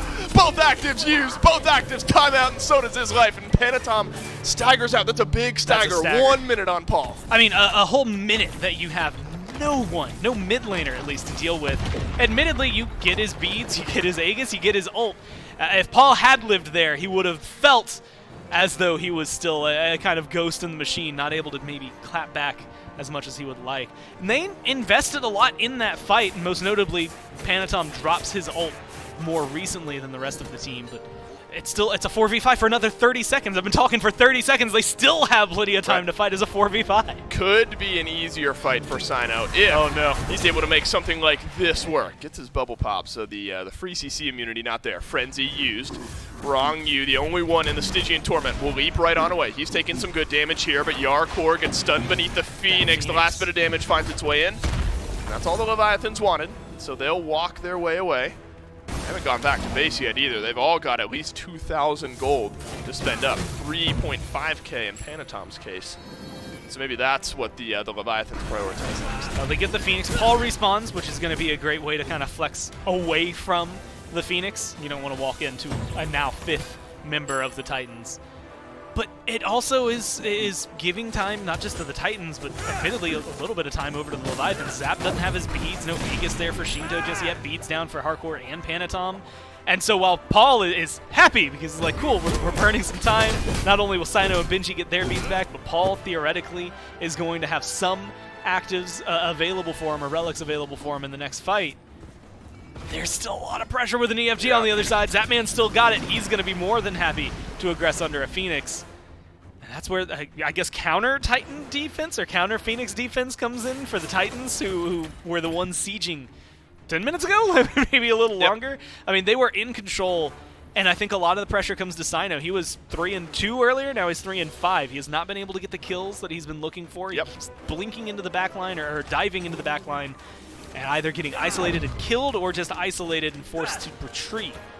So here, if he can either get to Zap, get to Shinto, either one I would consider a win, but Zap maybe more so since he has that EFG buff. As long as you go 1 for 1, it's a big win. The problem is the Leviathans aren't letting you get the 1. Conversely, Panatom has felt great in these last few fights. This kind of hybrid build from the Gilgamesh has been really, really chunky. Wrong you. He transforms in a bit of a tough spot, takes almost all of his health and damage. And now the dive in from the Tartarus Titans. Wrong you lives on. Sino's got something to say about it though, but so does Shinto, who ends up getting traded out by Paul. Now Panatom low health in the backline. Is the Phoenix defense gone right, and the Tartarus Titans will at least get 2 members of the Leviathans. Oh, but the re-engage from Yarkor can set up Zapman. There's big damage on all the Titans here. Can the Apollo make the play? The answer's no. All right, look, we're going to see, is this season 0 Zapman who's about to dash in on a bunch of low health bars? No, he's going to play the way he needs to, fall back. But Dave, they get 1 for 4. We're I mean, about to go Titans for an hour. Are more than happy with a trade like that. Zap, I mean, at this point, you could probably take that Primal Fury and be just safe. Nobody's nearby. Oh, Benji's kind of nearby. He gets caught by a ward over there in the dual lane. There's so many low health bars. An unfortunate scenario for the Leviathans where they're not able to clean up even 1 of those kills. But if you've ever wondered how to wipe an EFG off the board, that's the way to do it. Yeah, just do just that. kill him. Yeah, just kill him underneath your own Phoenix. So, neither of these teams, outside of the slight advantage that the Leviathans had in the mid lane, have felt comfortable on a good old 5v5 Phoenix siege, apparently. And that leads me to believe that we're going an hour. That we're going an hour. We got 22 minutes before we get there. No, realistically, what apparently it's going to take is a big deicide or something underneath the enhanced fire giant that has now fallen off of course. everybody here for the Leviathans. So 1 minute away. And this is where maybe that mid lane Phoenix could be interesting with some fire minions pushing it. So I think it's funny that you say that this might go an hour, just because I decided to look it up. Titans are actually in the longest game in Phase 2, You looked it up in your 45 brain. minutes. You're not using yeah, your phone. It's just totally in your not head. looking at my spreadsheet on my phone currently to make sure that I get the numbers right. Longest game in Season 8 so far. Leviathans beat the Titans 54 minutes, 18 seconds. That was in Phase 1, Week 6, game number 2. All right. So we'll see if they can repeat it, break their record. Which one are they going for here? Either way, they want to make this one, I mean, if you're a Leviathans player and fan, a little faster than that. I can hear Ramsey yelling at me for her dinner if we end up going long 55 minutes games between these two. But too bad, Ramsey. We got exciting SPL to watch. And the Leviathans might not want this one to go to the next FG. They were looking for a pick here onto Aurora, who's finally gotten a kill and a few assists on board after the last engagement there. So before a big fight like this, you have to look at the actives, look at the ultimates. Of course, all the ultimates are ready to go. All the actives for the Leviathans are there. I don't think it'll matter, but both carries won't have their Aegises for 30 seconds. But you imagine the Titans will have the wherewithal to delay out the fight until everyone's got their actives. Yeah, I mean, look, the positioning, 30 seconds, you have plenty of time to flex that. Although Cyclone spotted. Cyclone, look, and his ult's not going to get him out of here. It's just going to save his life for a second. Oh, yeah, wait a second. Where's that man going to go here? Where does Cyclone spin? I think he's waiting for him to come back down. Drop back down. Yarkor gets the knock-up, and it's the solo pick on a Cyclone spin. But in the meantime, the Tartarus Titans on the Enhanced Fire Giant, and they secure the Enhanced Fire Giant. But Zapman, he's alone in the back. And he's doing it! He's got a kill, but it's immediately traded out. But the Leviathans have got what they came for. They get 3 picks. They only lose Zapman in return. Now Benji and Aurora, the healthiest members on the Titans, locked into the Tier 2 towers. A Thunder Crash forward from Shinto, and the Taiko drums taunt them back to death. I mean, Aurora just barely staying alive through that one. Taken down, Benji versus the world. Yeah, and I think the world's going to stand a little bit taller after this one, Gourmizer. 4 members of the Leviathans will see to it that we don't go an hour long. It's the pick on a Cyclone, and then the rotation in from Zapman at the end closes out game number 1 here. Benji will have a little something to say about it, but before long, the Leviathans will fell this Titan. They'll move us on to a game 2. That is one of those interesting conversations that you have to flip the script. This Titan better fall sometime soon. It's going to fall, don't worry. And it will. Benji, look, there's some low health bars there. Give him 5 more seconds. He's maybe making something happen. But I think this is a good spot. Again, flip the script. Put Zapman in those shoes. Apollo is able to get out of there just because of his ult. He goes up in the sky. He flies off. It is just because it's that Chernobog, and unfortunately for Cyclone Spin, that his choices are, do I go right back down into the waiting arms of most of the Leviathans? Do I dive the Raijin, who's over in mid lane? No. Do I try to dive the Kakula? Like, no. I'm just going to come back down and hope for the best. And unfortunately, he just got caught out. I guess being greedy because he was going for the buff steal. Well, that's a lot of the differences, right, that we were talking about between the Apollo and the Chernobog earlier on in the game. Chernobog, yeah, you can use it, but you got to go to somebody on the enemy team or back down to earth, I guess. And unfortunately for Cyclone, there were no right answers there. We saw a tale of 2 different Titans, it felt like, in this game, right? Where early on in this game, the one that died and then the team that lost? The team that lost, right? A tale of the Titans. Order and the Chaos Titans, right? So there's 3 Titans in this game. The 2 in the Technically, base. there's 7. 5 I hate Tartarus Titans No, and you're then right. an Order Titan. I love you. Okay. But I'll leave. But I'm sorry. think of it this way. Look, the Titans, they get this miraculous early game. Yes. And then they just get stuffed time and time again underneath the Phoenixes. And that brought the Leviathans back into game number 1. And the Leviathans don't make a mistake on their second chance. They rally behind Shinto and the rest of the squad. And the Leviathans take game 1. Can they make it a 2-0 set? Find out after this.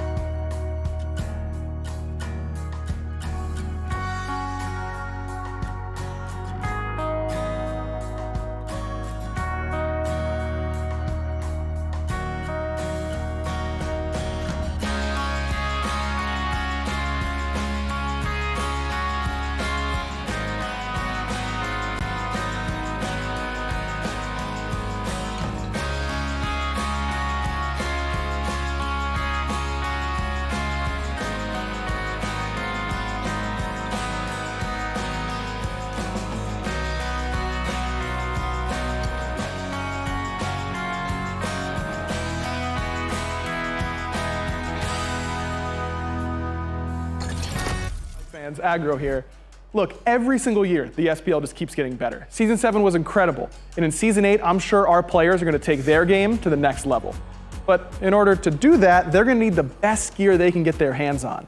And that's why I'm so excited to announce that the title sponsor for Season 8 of the SPL is Alienware. Yeah, that Alienware. Our players are getting the best of the best in computer gaming. These Alienware Aurora Ryzen Edition PC setups are insane. Not only will these be the PCs that the players will compete on once we are in studio, but Alienware is also providing one for each player at their home setup to make sure their practice is as good as possible. Now let's get down to brass tacks. The specs on these Alienware Aurora Ryzen Edition desktops are amazing. An AMD Ryzen 9 16-core processor. That's a lot of cores. That's plenty of processing power. That's a lot of cores. Plenty of cores. If you want to stream, this is the way to go. I know a lot about my cores, so. I mean, Pilates, right? 64 gigabytes of DDR4 RAM. What? Is that true? That is true. I mean, this thing has 64 gigs of DDR4 RAM. Which you can do literally anything with. Literally anything. I've never had more than 16 gigs. That's quadruple the amount I have at home. And one of the hottest commodities in the PC world, an NVIDIA GeForce 3090 graphics card. Insane how much better this is than what I have. The best graphics you really need, Ultra, of course. Content's gonna look good. And what's the point of all the power if you can't see it? Players will also be using the Alienware 25-inch 240 Hz monitors. Man, when I load into scrims with this bad boy, I'm gonna feed so hard. And it's gonna be in perfect picture quality. We are so excited to be partnering with Alienware for Season 8 of the SMITE Pro League. And the best part is, this VIP treatment, it's not just for the pros. You too can get the best possible SMITE experience. Just go to smitegame.com/Alienware and use code SMITEAW to get special discounts on some of Alienware's best products. Thanks again to Alienware. Make sure you're following them on Twitter and Instagram. That's at Alienware on both platforms. And you can join their community at alienwarearena.com. I know Mike didn't say the thing. Mike, can you say the thing for him? You're telling me an alien wore this? I guess an alien did wear it, all in the end. That, by the way, that is probably the perfect cut shot by our camera guy. That was taken during one of our amazing content days that we just had this past Monday. But if you want to get your hands on some sweet Alienware gear, you can go to smitegame.com/Alienware. Use code SMITEAW to get yourself some sweet discounts on stuff like the Aurora R10 Ryzen Edition desktops or the 25-inch gaming monitor at 240 Hz. You can find them on Twitter and Instagram at Alienware or on their website, alienwarearena.com, where they've got all kinds of other cool giveaways and prizes and all kinds of fun stuff you can get, like the Alienware Raw they had a long, long time ago. I was thinking that was one of the first things I ever found for Alienware. Again, smitegame.com/Alienware for all that cool information. Tartarus Titans, they look so strong to start. They had a nearly 12,000 gold lead, and then the Leviathans found their kryptonite, the right side Phoenix. 2 failed attempts at it, and with those 2, the Leviathans were able to punch back and take game 1. It's one thing to build a lead, spreading the team fights across the objective play, J-Mac, but when it comes to sieging the actual base out of the Leviathans, that's where we're starting to see that 100% win rate Ryzen still choose to be intact here. An unfortunate, I think, fall there for Sino as well underneath that right side. Phoenix went for an incredibly aggressive attempt, I think, to isolate and pick Zapman out of the mix immediately, but just turned and burned to the fullest extent here by the Leviathans. And granted, it wasn't necessarily all, smooth sailing for the Leviathans after that defense on that right side Phoenix. They did have a couple of hiccups along the way, I think, for closing this one out around the 40-minute mark, but it definitely says a lot that a team can still hold on despite being at that much of a goal deficit. And even going into probably the first Phoenix siege that had happened, Shinto was sitting almost at the bottom of the player damage chart on this Raijin. He really didn't have anything going for him or his team. They were behind so far, he couldn't get any fights, and then slowly started escalating and pushing himself further up the damage chart and making a huge impact. And that's just why you've got to ban this guy. This guy is disgusting on this Raijin. You have to ban it at this point, especially when, again, we're looking at an undefeated Raijin. I joked about it before we jumped here, and it was a case of, man, all the casters, we had our predictions. We said the Leviathans. I was less worried for the Leviathans losing than seeing Shinto lose a perfect record on a god. He's able to bounce back from bottom of the charts to near top, as you saw at the end there, and help lead his team to victory. And I'm not going to say this as if it was the sole deciding factor here by any means, but Sino on this Pele, as he was trying to make that kind of, bridge from the early to mid game into being more of that like late game reckoning force. It's hard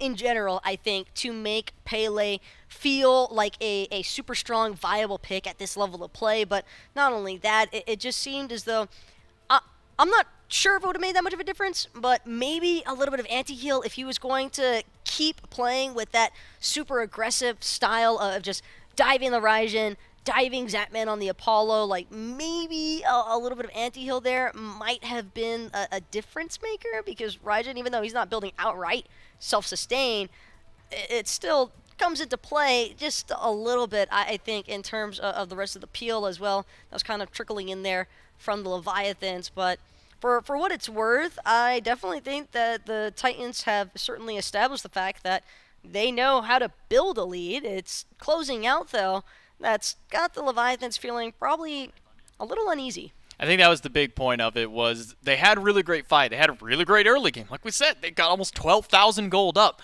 But it just came down to the sieging. They weren't able to break the base. They weren't able to get those big fights going for them. We'll see if they make any adjustments in the second game's picks and bans. So those are ready for you. I'm in the same boat where I like the idea of the Pele. It worked out well for him to start, but by the end of the game, it felt like Pele's role had kind of been all over the place. There wasn't a single target that this Pele could really lock down. There wasn't a single person that Sino could really harass, just because they felt like they did way more damage back to Sino. Yeah, I mean, that one clip that was just highlighted there for Shinto, he killed Sino with a lone Taiko drums.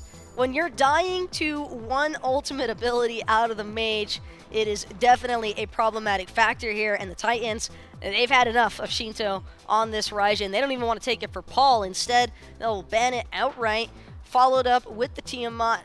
Wouldn't be surprised if we see another Artemis Yamoja focus here from either the Leviathans or the Titans, but either way, Shinto's going to have to draw it up with something else. Yeah, there's a lot on the line for both of these teams as far as the picks and bans go. Like you mentioned and highlighted, the Raijin and Tiamat already taken away, Yamoja as well for the Leviathans, banning that away from the Titans, making sure that Aurora can't get his hands on that god. I mean, even though Rongyu does have a fantastic Yamoja, they know that Rongyu Yamoja is good, and they're not going to let him have it, especially if Aurora can play that god as well. You do see the Ymir banned away by the Titans.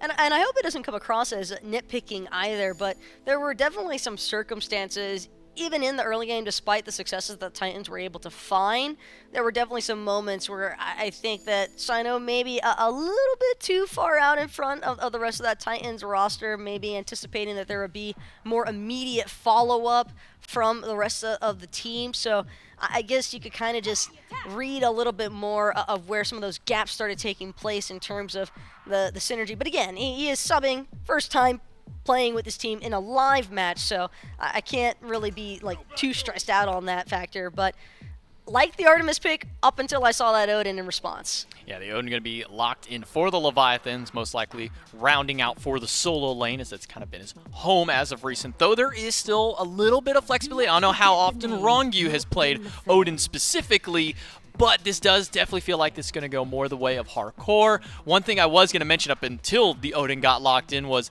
I really would feel like the Titans should ban the Cucullin away, because even though hardcore didn't put the biggest numbers on the board as far as his slash line, his damage and his control at the end of the game was phenomenal on the god. He was part of the reason they just couldn't siege, is every time they tried to siege, he would blink in, hit 3-4 players with that ultimate, and all of a sudden the team fight shifts so heavily for the Leviathans. So they made their adaptation here, as you mentioned. Artemis, first god picked up for the Titans, as well as the Cerberus and the Fenrir. I like this god a lot for this team, there's still flexibility with it, as we mentioned, Aurora, and you could even have it sway over for Cyno in the jungle. Always a pretty big fan of the Doggo pick coming through for the Titans, but I do have some immediate concerns in terms of what you're taking Fenrir into. Odin, Morgan Le Fay, those don't exactly scream desirable counter options for this Fenrir, and now with the Gilgamesh debut, I guess Fenrir does feel a little bit nice for that aspect, given that you can jump out with the Unchained. You also have, I guess for me, Fenrir Brutalize can be, it can negate the Morgan Le Fay knockup, so there is some commitment pressure there, I think, but Morgan Le Fay has a fear, and that would probably pose more of an issue than anything else in terms of the initiation force from the Titans. Some respect towards Paul for the Leviathans. They take the Morgan out of his hands, not allowing him to have the performance he had in game number 1. A little quiet near the end of the game for the Titans, but that early performance a lot with Paul. I mean, at one point, I saw Paul zoning Fire Giant as a Morgan by himself, so it's something you got to take away from him. I mean, he was a world champion, and this was one of the gods he did it with. It was a huge run between the Morgan and Scylla, though I don't think we'll see the Scylla ban, as she's not quite as popular this time around.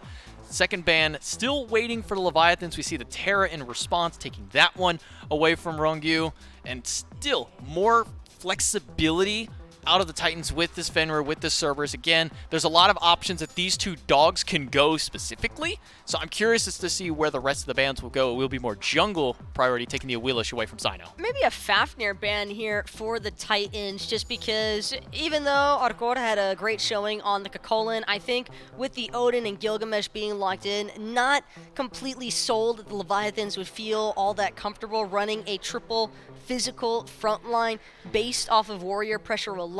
I think that is definitely just asking for so much execution. And again, I mean, I could definitely see the Leviathans pulling it off, but think it might be better suited to just throw this Odin into the solo lane there for Yarkor, give the Shingten over the Rongyu, that way he can have some of that counter activity against the Cerberus and Fenrir when they're looking for the dive commit up against the backline here for the Leviathans. Curious where Paul will go. Will it be the Hell locked in? That's been let through.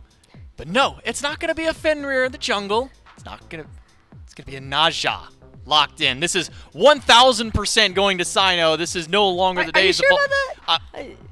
I would be Naja willing. support? I would be willing to make the bet that Naja is going jungle Where's here. Mifflin? No, Where's no Mifflin? Mifflin on this. I would be real willing quick. to bank on Naja going to Cyno. I mean, there is a reason this god was taken away from him during his Worlds run. This is if this doesn't go to Cyno, I would be even more shocked than anything else. Well, I'm right there with you. I just like playing devil's advocate from time to time and seeing what bets we can con Mifflin into taking up against the likes of Twitch chat. But more importantly, J-Mag, they've got this Baba Yaga now to follow it up with the Neja lock in, and I guess I like a lot of the individual factors that I'm seeing here from this Titans composition, but I don't really know how this is going to pan out in terms of being able to channel their follow-up immediately after each other, because there is some delay, I think, when you take somebody up into the air with that Windfire wheels, and I guess my concern would be Leviathans, they can just corral everybody at the bottom and punish the Titans for Cyno having an aggressive initiation factor. But at the same time, you are looking at this double assassin with a Cerberus kind of as the front line. The Cerberus can either be the one to take the beads from them, or you can have either of these assassins burn it and have this Cerberus be the one to corral everybody back together for the fight. So normally I wouldn't want to see a Naja on a very low CC composition. You don't want Naja to be the sole beads burner. Same like you wouldn't want a Daji on a composition with low beads burn, because then your ultimate is the only thing that's burning purification beads. So the Naja in this composition specifically, I do like it. Little low on the follow-up damage for my taste. Baba Yaga can do some big damage, but that's really not until the later stages of the game, when those potions are hitting for 700-800, when the wild magic is hitting for 700-800. So I'm curious where that final follow-up will fall to it.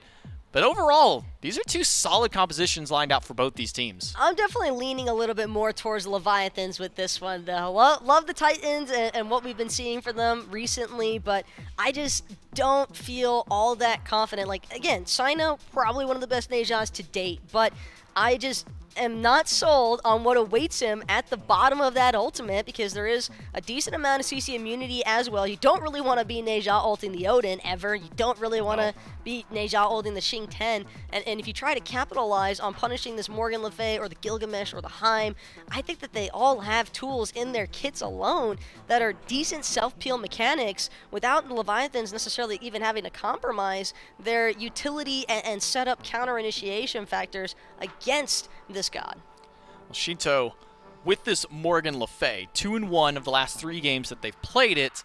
Curious how the performance will go in this matchup. Baba Yaga for Paul, as we've highlighted with it. What's kind of the win condition we're looking for the Titans in order to push themselves for a potential Game 3? Well, I mean, Sino is, like I said, one of the best Nejas to ever do it. So if he's able to find consistent picks throughout the early to mid game like he did with Pele, could be disaster for the Leviathans. Let's see if the Titans can do it and bring us to a Game 3, or is it going to all come crashing down with the Leviathans 2-0? We'll find out with Dulcin and Gormizer. Well, I'll have to wait and see if the Tartarus Titans can turn this one around and send us on to game number 3. Dulcin, Gore, and Doug still bringing you the action. Sino, Gore, let's pick up right where the desk dropped off, why don't we? Sino, back on one of his storied picks here in the Naja. Plenty of targets to look at, plenty of beads, though, on the other side to counter it out. And deserving of that. I mean, I expect to see this Naja, who, not just for Sino, but like earlier this year, was a very huge like pick. Twig a lot, mainly, yeah, was set up for Big Man Ting's Raw. Whereas here, I think it's just Sino set up for Sino, and a little bit of Paul, and a little bit of Aurora and Cyclonesman later on. But early on, it could be incredibly deadly, and again, have a very similar impact, maybe more so than what the Pele did. Brings good CC, translates even great into the late game. And that, I think, is the big pivot. You just get to pull someone out of the playing field for a little bit, either for setup for your team, or to just straight up kill on your own. Either way, it is a pick that has been great for Sino in the past, and should look good here. Yeah, I think so. Hope so. If you're a Titans fan or player. Panatom, though, scares me, Gore, because he's back on this Gilgamesh. And by the time that game closed out, of course, a lot of the talk was around Shinto on that Raijin for good reason, still undefeated with like 8 or 9 games played, by the way. But Panatom on the Gilgamesh, the way that build looked, he was doing serious damage while also being tanky. So that's a scary trend that could continue on into game number 2 here. Mid lane will be an interesting matchup, though, because Morgan Le Fay, I don't know, hasn't had a great win rate, right? I mean, it's been picked a lot, but it's almost abysmal.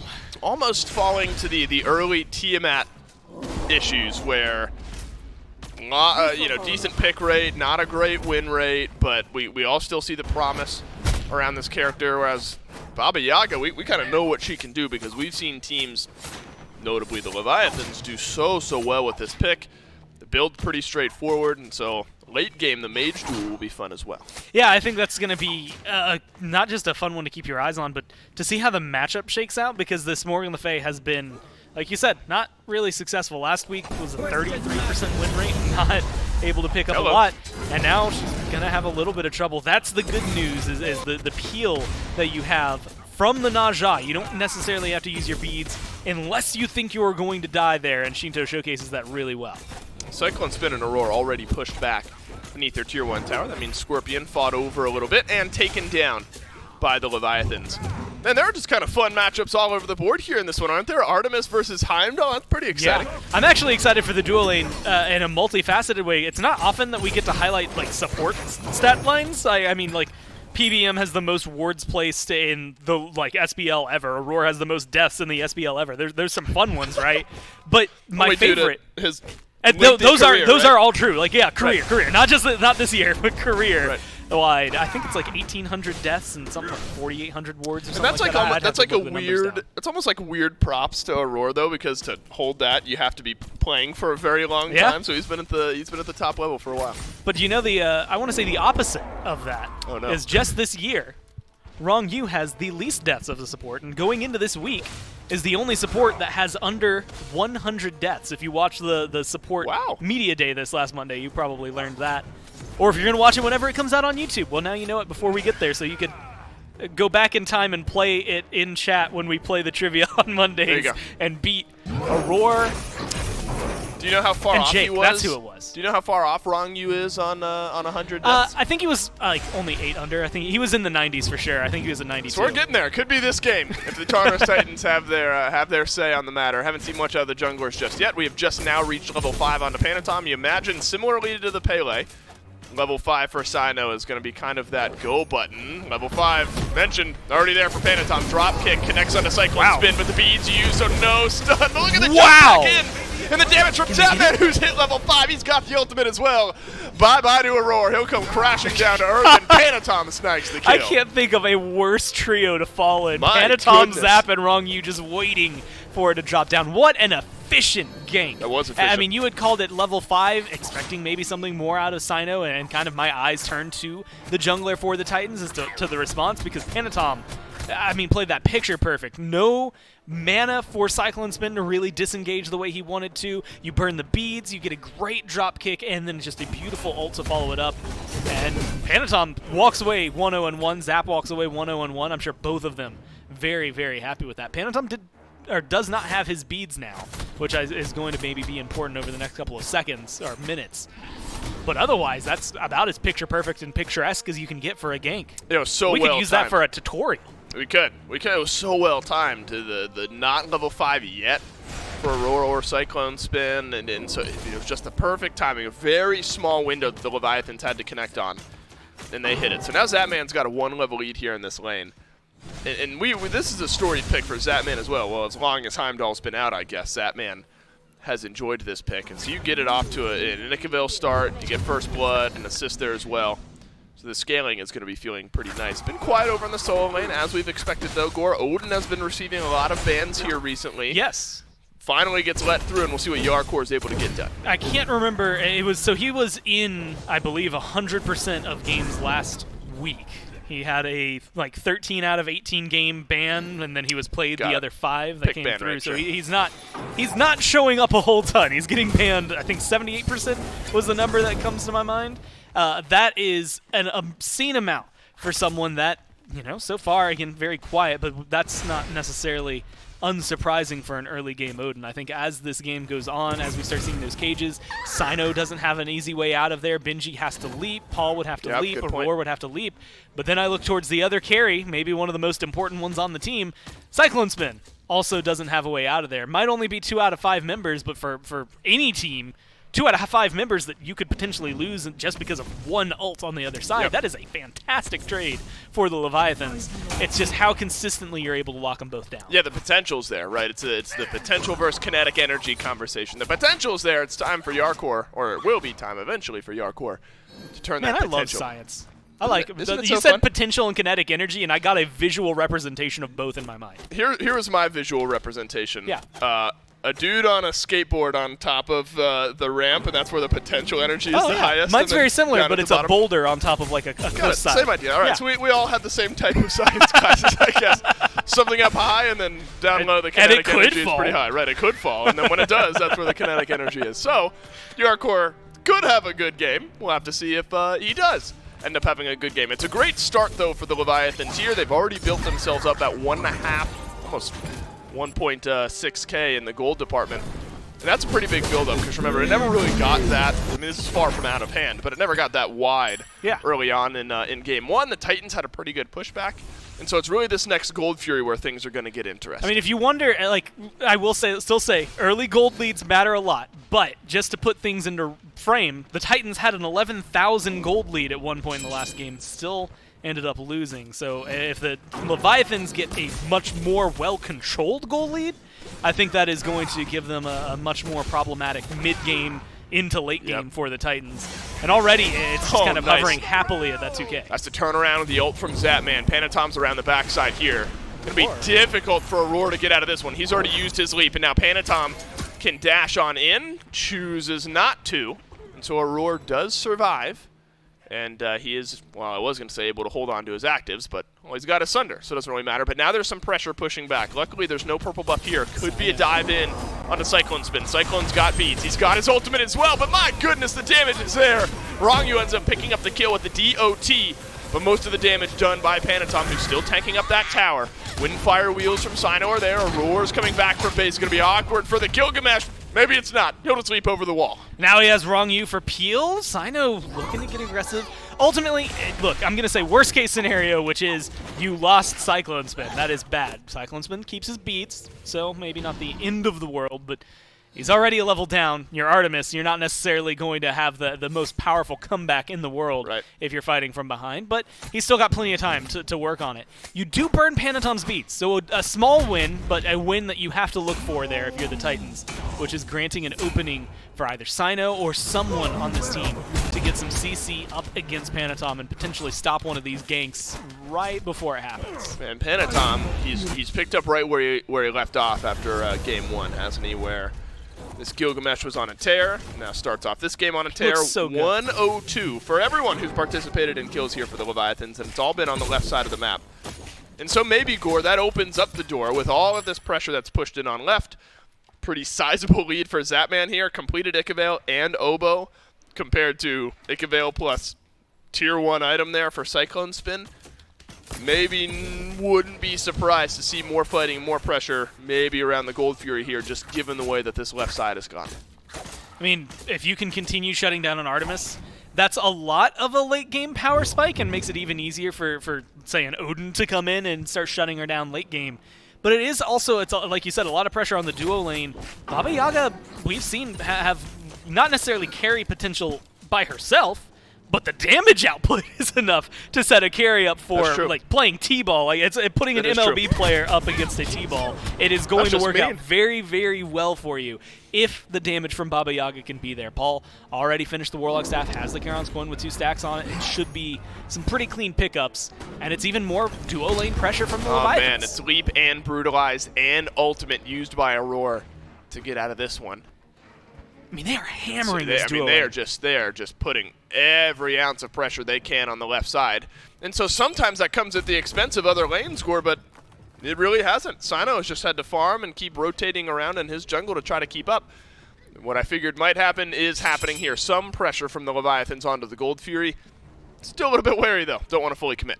They have good steal potential. I mean, not necessarily as much as you would think with the Titans. No big ult burst damage that's going to come in and just absolutely swipe away an objective. But Paul has pretty good damage. Sino has a stun. The ring toss as well has been known to steal objectives. I think you can't quite take the even fight even with this lead that you've picked up on the Leviathans, because it's still a remarkably great draft from the Titans. It's just making sure things can line up for them. Late game, especially once Benji gets involved, having a true Guardian in the midst of the fight, that will open up a lot of doors for the Titans. Purple buff invade here for the Leviathans. Why not? You've been successful on all your journeys through the left side of the map. Why not try for another purple buff invaded? And that one's successful by the Leviathans. So Cyclone Spin just slowly being bled out of any more gold or XP infusion there. But on the other side, blue buff stolen away by Benji. So there's a small win on the right side of the map. Maybe awkward, though, for Aurora in a moment like this score where, you know, hanging around Cyclone Spin has just not been working so far. Panatom's been there to tilt that lane in that direction. But maybe you feel like you kind of have to because that's where Panatom has been, and you know, now you're a little bit behind, a little bit awkward on this Fenrir. So it's an interesting spot for Aurora, the decision-making, because you want to get aggressive, right? You got a sledge. You want to be in the face of the Leviathans, but you got to pick and choose given the way the left side of the map has gone. I mean, yeah, it's shifted the 3v3. You had mentioned we haven't seen a lot of action in mid. Normally it's because supports and mids or supports and jungles are over there. They're hanging out. You had mentioned Sino's been farming. He hasn't been able to get aggressive onto Shinto. Bede's still up for Shinto, so even if you do get aggressive, we've already seen the self-peel Morrigan has, but the beads are there as well, so good luck getting the full kill without having to commit everything for it. And otherwise, it's just been the 3v3 in left. I mean, Panatom, like you had highlighted, has been hanging out over there, but not just a little bit. I mean, he is spending his time on this side of the map, and it's pivoted where that attention point is. Admittedly, to maybe the most easily abused on the team, Artemis struggles to get away sometimes. Beads ult up. I don't expect to see Panatom over there anytime soon, but with Wrong U as well, burning beads, burning CC is just such a huge play for the Leviathans. Now Paul finally receiving some pressure here in mid by the Leviathans. Look, there's still some damage on the end of things there. Has to use his ultimate, keeps him alive in the fight, but pretty big team fighting ultimate that's now down if the Leviathans want to try to take advantage of that over the next couple of minutes. So CC bubble, though, picked up by Wrong U. Yeah. And Panatom here, and that could be pivotal as far as jumping in, finding that engage, not having to use your beats. That Magi's Cloak has been essential for players in the past, and honestly essential here. I mean, look at it. We've been talking so much about beads, and now Paul might need some. He does not have his ultimate, does have his beads. No longer, though. Those are burnt. Now the Tartarus Titans pushing back. They've gotten some CC on to Panatom. Benji uses that Stygian Torment, but pulls back no one. Wrong you. He's been zoning out the rest of the Tartarus Titans around the Tier 1 tower. Whirlwind of Rage and Steel sends Benji the other direction. This is a cage from Yarkor. Keeps 2 in place. And Benji doesn't have his leap to get on out, but not enough damage from either team. Somehow we're still at a 5v5. And 2 ults for 2 ults still available at that. 3 for 3 thrown down in mid. And that's what's remarkable to me. I mean, so much gets committed there from both teams, and nobody dies. I mean, you're remarkably able to get out of that. And I think a lot of it is that beads early on that we had kind of highlighted right beforehand from Paul, but also having a little bit of protection. Panatom with the Magi's Cloak, having the CC immunity get popped for him, at least keeping you alive, and a lot of this beads were burned. So despite Benji's good CC, despite Sino's good CC, despite Aurora's great CC, there's so much on the other side that you know, some of these items are not only necessary but needed here. They're part of the only reason the Titans are able to get out of life. So the lead hasn't grown, but it also hasn't shrunk over the last few minutes for the Leviathans. We're starting to get into the nitty-gritty of where this game can start to change up. No Gold Fury's been attempted, Gore. Nope. No Pyromancer's been attempted. Nope. Those 2 things being said, no Fire Giant has been attempted either. Nope. So outside, I mean, that skirmish in the mid lane gives us a little bit of an idea, right, of where the relative power of these 2 teams stand. Mid laners going for identical builds. Of course, the stacking on the Charon's coin is going to benefit Paul, but Soul Reaver already done for Shinto, now completed for Paul. So as far as itemized damage, same from the mid laners, a little bit different, of course, out of the supports and the dual laners, but didn't get all that much in that mid lane as far as damage exchange goes. I did think it did show that the Titans got a little bit. can still fight. Like, I think it's not like the damage output we didn't get to see. Although we did get to see a lot of people go low, we didn't get to see the insane, like, you know, I guess the way to word it would be what, carry potential. Right. But we did get to see A the full setup consistent that the team- Titans consistent have. team fight, right. And that, like, that fight, that skirmish in mid is, like, the reason that you can't go for the Gold Fury for the Leviathans right now. It's just too risky knowing the setup they have. I mean, 1 rotation from Benji, especially right now, beads are down, it's Panatom's bubble, that gets popped, all of a sudden it's easy for Aurora to go for a single target, Sino to go for a single target, and even though it's some single target CC, any is better than none.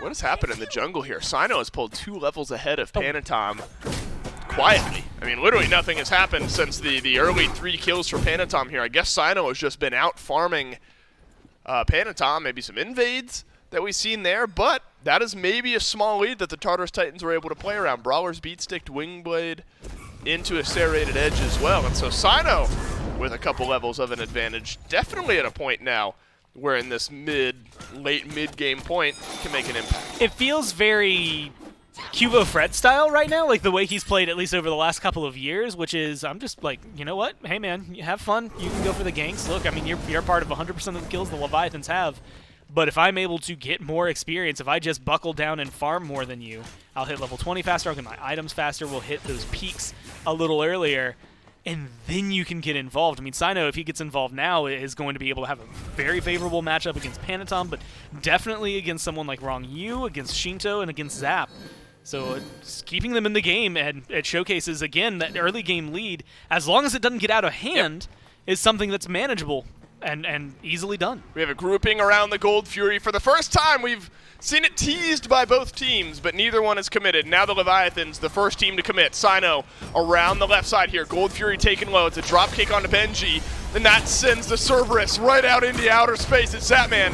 Hits the ultimate. Gold Fury has been reset here. Benji crashes back down to earth. But they haven't completed the kill yet. Yarkor and Paul, in the meantime, just dueling it out on the right-hand side, but Shino's picked up the first kill. Yarkor starts that off with a great cage, and he's distracted 2 of them. I mean, at this point, Benji's down, but Aurora's low. This is a great fight for the Leviathans, especially if they can consider they continue moving things forward. Wrong You will not go down. That would have been massive for the Titans to bring things back to even. Wrong You does have to go back to base, so that could keep things interesting around this Gold Fury, and it looks like the Leviathans agree, and they won't start it. I mean, it's just enough on the other side. Well, maybe Hardcore has a different question. He's going for Cyclone. Whoa, that's big damage on a Cyclone Spin, but Cyclone Spin lives on. That just shows you what some of the easy damage setup can do there, but Sino is stuck around. He had his ultimate that entire fight. It's got to be a kill onto Zapman, and it is, and Sino finds the first kill of the game for the Titans, and that is 45 seconds without Zapman. Not only 45 seconds without Zap, his ult's down, his beads get burned in that engagement. Even after Zap respawns, that is a great target for Sino to try and isolate and lock down. So good play from the Titans, reading the fight, now turning it around. Point where they feel not only confident with a theory, but no one from the Leviathans is over here. They're going to offer a Pyromancer trade, but this is maybe the best case scenario. You come in, you get a kill onto Zap, you burn a lot of relics and ults, and you get the first big objective on the board. Yeah, I want to keep our eyes on this gold chart here. So it was about 2K, now up to just a 1K difference, and then back down to 1,700. So still a net win gold-wise for the Tartarus Titans on that trade, and actually feels a little bit better now that a tower has gone down. But the Leviathans realize without Zapman, there's no real chance we can contest that Gold Fury, so the best we can do is taking the Pyromancer. We'll mitigate the loss just a little bit. And so that's a fight, Gore, and if you call it a fight, where Benji just kind of gets caught out, and that's the advantage the Leviathans had. But then you joked about it in game one, a bit of an overstay from Zapman, and that shows you the real power of Sino right now. That was a lot of damage from the Naja. His one more wave turned into a purple buff invade, and that, yeah, it's just when you take a couple steps too far forward against someone that's as setup-oriented, not just as Sino, but as Naja, who's going to be great at isolating a single target if your beads aren't available, if your Aegis isn't up, and for Zap, you're starting that fight at half health, right? Like, it's not necessarily a winning situation for you. Maybe take that right now, 10 seconds to the beads, your ult's available. Probably goes the way of Zap with the damage output he's going to have, but if Sino can find him in the middle of a team fight like that, or in any other isolated position just for setup for Paul to get some damage or Cyclone to get some damage, that's going to be a much easier kill. Very similar to what we wanted out of the Pele. Didn't come to fruition in game one, but that's the only kill right now for the Titans in game two. Well, there's a great opportunity for the Leviathans if they're able to fight right now as we stand. There's a one full item advantage in the mid lane for Shinto. He's got the Soul Gem online. Paul does not have the Soul Gem online just yet. And so we've kind of seen that bounce back and forth. Neither mid laner really pulling ahead of the other as far as build goes, but just kind of the ebbs and flows of one's able to go back, complete an item, the other's not. And so it is a small moment, but a moment nonetheless, where if in the next few seconds the Leviathans can push something, there's a Soul Gem, a full item, over the Baba Yaga on the other side. And like you said, a little bit of healing that can start to spread throughout the team and maybe make things a little more high impact for the Leviathans, especially if you start to open the conversation of, well, let's say a fire giant. We went so long with no objectives. We had a tier 1 tower dive where Benji ended up dying in that previous engagement, so that's going to give the Leviathans a one-man advantage around this FG, and Benji is a big initiator for the Titans. They're going to be missing him, but Aurora is the other one who's been initiating, and the Titans are going to be missing him as well. Sino over by the blue buff here, the leap in from Rongyu, the closed gap from Zapman, and the whirlwind erasing the icing on the cake, and the Leviathans find 3. I know there's no bad blood between the Leviathans and Sino, but if you just played that clip, they hate that, man. They wanted that Naja dead, and they were able to find it. And if you're going to commit that much, you have to. But with that being the only death so far, they do stall out the FG. No big Leviathan swing there. They've got 30 seconds without a jungler on the other side. Benji has respawned. I mean, you can take this fight if you're the Leviathans because you have such a wide advantage. Aurora will be back, but even the 4v5 with Aurora delayed behind is worthwhile for you. I imagine you still go for this if you're the Leviathan. Zapman now 3 stacks on his Rage. We've seen a little bit of variety, and we'll see if we have time to return to this conversation in the Hunter builds today. I'm sure we'll talk about that as the weekend goes on. So Zapman, we tossing some crits the way of the FG now. Benji returns back from the dead, turns his eyes towards the FG. He's actually done some decent damage. What's happened to Panatom's health bar? I can ask the same question for Rongyu. Fire Giant has not been reset, and so to get taken down by the Leviathans, but they've lost the R-Core in the meantime. Can the Titans close this gap? Onto Rongyu, the answer is yes, and so Rongyu might be the sacrifice here to keep the rest of the Leviathans alive, but look! He's going for the pull back in! Oh no! We don't know how this one will turn out, but hey. Hey, wait, we could play that game, so how does this how does this go? Look, Shinto and Zap are right there. They're in a good spot. They're in a good spot. It's 2 tanks that are about to land right in front of you. I'm going to peek over your shoulder where I can see it and know that nothing happened. Yeah, no kills. Nothing happened. But I think it's actually better for the Leviathans nothing happens there. Not necessarily if they could get kills, definitely way better for them. They were in a position where they were looking like they were going to die, though. That's where things get a little more risky. Wrong, you might still die. Stop trying to take fights, man. You're Xing Qin. Just get out of there. Yeah, Cyclone Spin did not have his ultimate, and so Wrong, you a little bit more comfortable in that moment. And so in a weird turn of events, the team that takes down the FG lost somebody, and so they're kind of sacrificing a good chunk of their jungle here. Cyno's able to get in, find a red buff invade. There was obviously some pressure from Cyclone Spin on the right-hand side there. But it's when Yarkor comes back in 50 seconds. That's a long death timer. 50 seconds. That'll burn off another minute of this FG buff here. We'll have to see how the oh, he is back. Excuse me. That was a long death timer that became a really short death timer. He's back. And now we're going to get to see how the Leviathans want to group up and push in here with the remainder of their FG buff. And a lot of it was his aggression. I mean, look, the way the Titans played that fight, specifically the fight, was very, very well played. They isolated, they killed off our core, they made Rongyu feel, and Panatom feel, just absolutely minuscule in terms of what their health bars can actually do. They all escaped, though, and meanwhile, I mean, it showcases the damage. Shinto and Zapman able to burn down an objective like it's nothing. Zapman now helping do the same thing for the Oni Fury. But the Titans are proactive on the map. They just got a tier 1 in mid. Yeah. They're pushing up right. I mean, they're not playing this like a team that is A, 3,000 gold behind, but B, up against a roster with 4 Fire Giant buffs. Yeah, they're doing about the best they can. Where right now a fight against the Leviathans likely does not turn out well, so let's at least get some of the gold off the map that we can. And so better off for it are the Titans. Now Cyno, one more item into his build, picked up the Titan's Bane. So this Naja is going to be hitting some serious damage numbers once those abilities connect on in. But that's a big if, isn't it? And we saw some of those downfalls in Game 1 where Cyno on the Pele. Yeah, you can put up some serious damage numbers. But it's about finding your way through the Leviathans, making that CC stick, and then getting the damage in there as well. And that's certainly not easy into the draft that the Leviathans have. They had got that Oni Fury, so now those minions are making things even more difficult because they're able to plow down through waves and waves. And they're grouping up as 5. This could be all onto the Leviathans. Stun onto Benji, and half of his health is gone. A cage keeps Aurora right where he is, but he's going to jump right on out of it. This is where the Baba Yaga can spread out some damage, but not if the rest of the Leviathans jump in. Caledonian Boar stuns up a couple members of the Leviathans, and Whirlwind of Rage and Steel serves up Benji on a silver platter. Will they even get a kill on Arangyu? Zapman wags his finger and says no way. And this is dire straits now for the Titans. You got Cyno and Cyclone Spin on the defense. Oh, Cyno goes in. He's going to get one, but is he going to be able to get away with it? The Leviathans outrageously, exclamation point on the in, say no. But that is a good pullback. You get rid of the Hunter, you get with the Fire Giant. They should be able to at least get a Phoenix. Look, there's 30 seconds left. This feels like it could be an input. Could be. Half HP on everyone from the Leviathans. No ultimate, no beads for Cyclone Spin. A Hunter is going to have to get it done. Paul is up in 15 seconds, Gore. Not 16, just kidding. You said it at the right time. And the Leviathans realize that, and they don't want to roll the dice. They'll take mid Phoenix, and they'll back off. If they have Zap, that Phoenix dies a lot faster. Granted, if they have Zap, they have 5 people, and you rush that Titan like it's nothing. Right. Yeah. If they have Zap, and maybe Shinto is the one who's dead, or Panatom's the one who's dead, then I think they're able to find that. Wow, so what a play from Cyno, huh? Yeah, I mean, it's a protect the win, right? Or like you stop them from winning. It's not necessarily a, hey, we just made the play and we're right back in this. It is, we did not lose yet, which opens up a technically infinite universe for the Titans here to figure out where they can go. There's so many possibilities for them. A lot of them are around this next Fire Giant, though. That's where I have my eyes. They, again, fought really well last time, even if they lost the buff. Yep.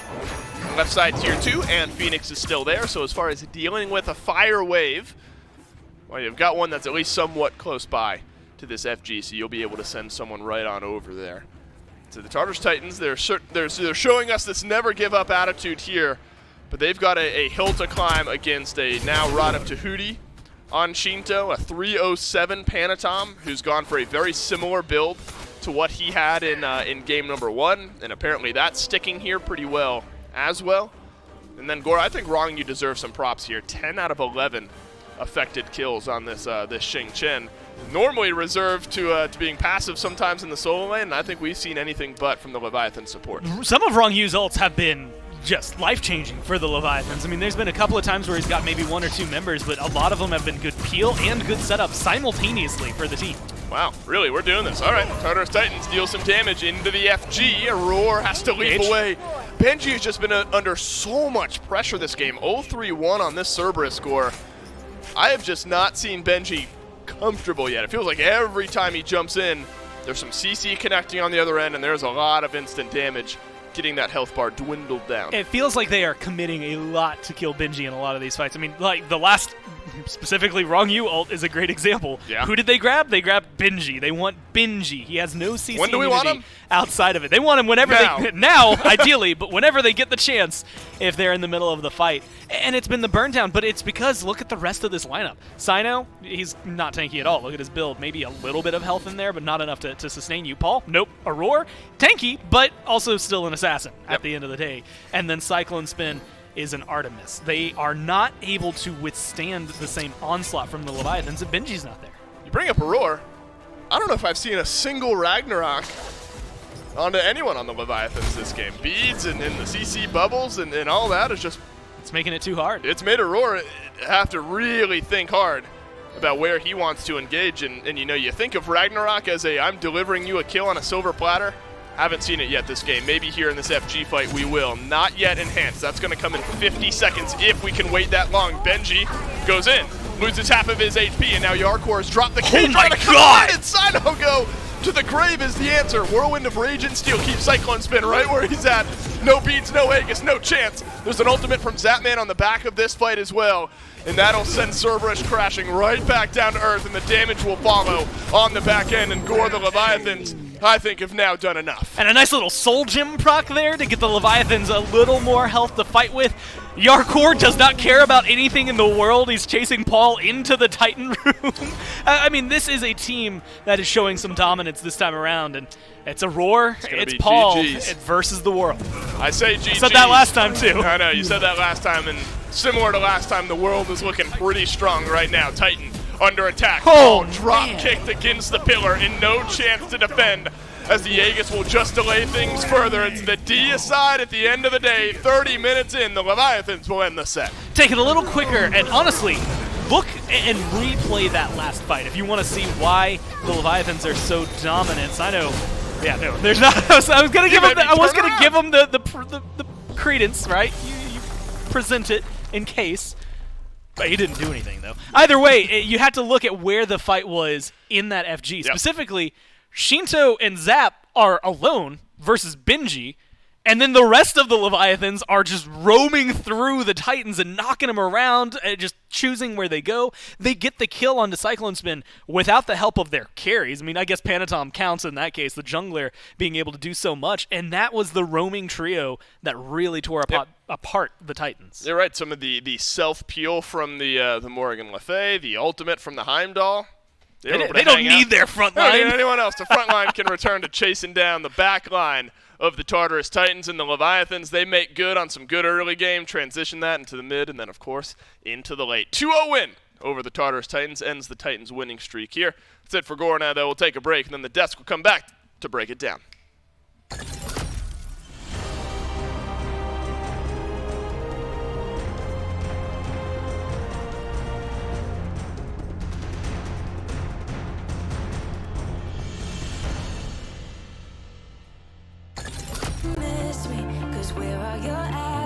To prove me you're different. When I say I need you and you head the direction that's leading away from me, baby.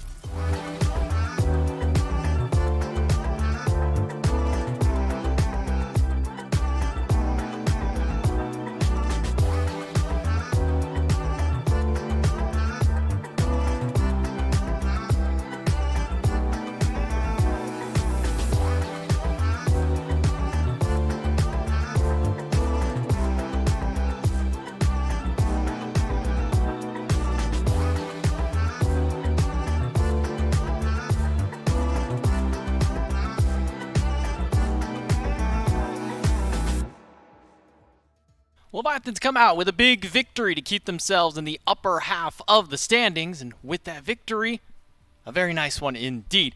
If you want to support the Leviathans or any of your favorite SPL teams, or just get some in general SPL merchandise, you can go to shop.smiteproleague.com. We've got all things from shirts to shorts to sweatshirts to sleep. That's a lot of S's thinking about it there. But you can get any kind of merchandise that you could think of for it. We've even got beanies. I know Taco's wearing a beanie right now. I had a hat on earlier. Sure Everything's am. available there. Shop.smiteproleague.com if you want to get some of that sweet merch. Thank you to our title sponsor for that, Insight Apparel, available for it. But back on track with the Leviathans and the Titans.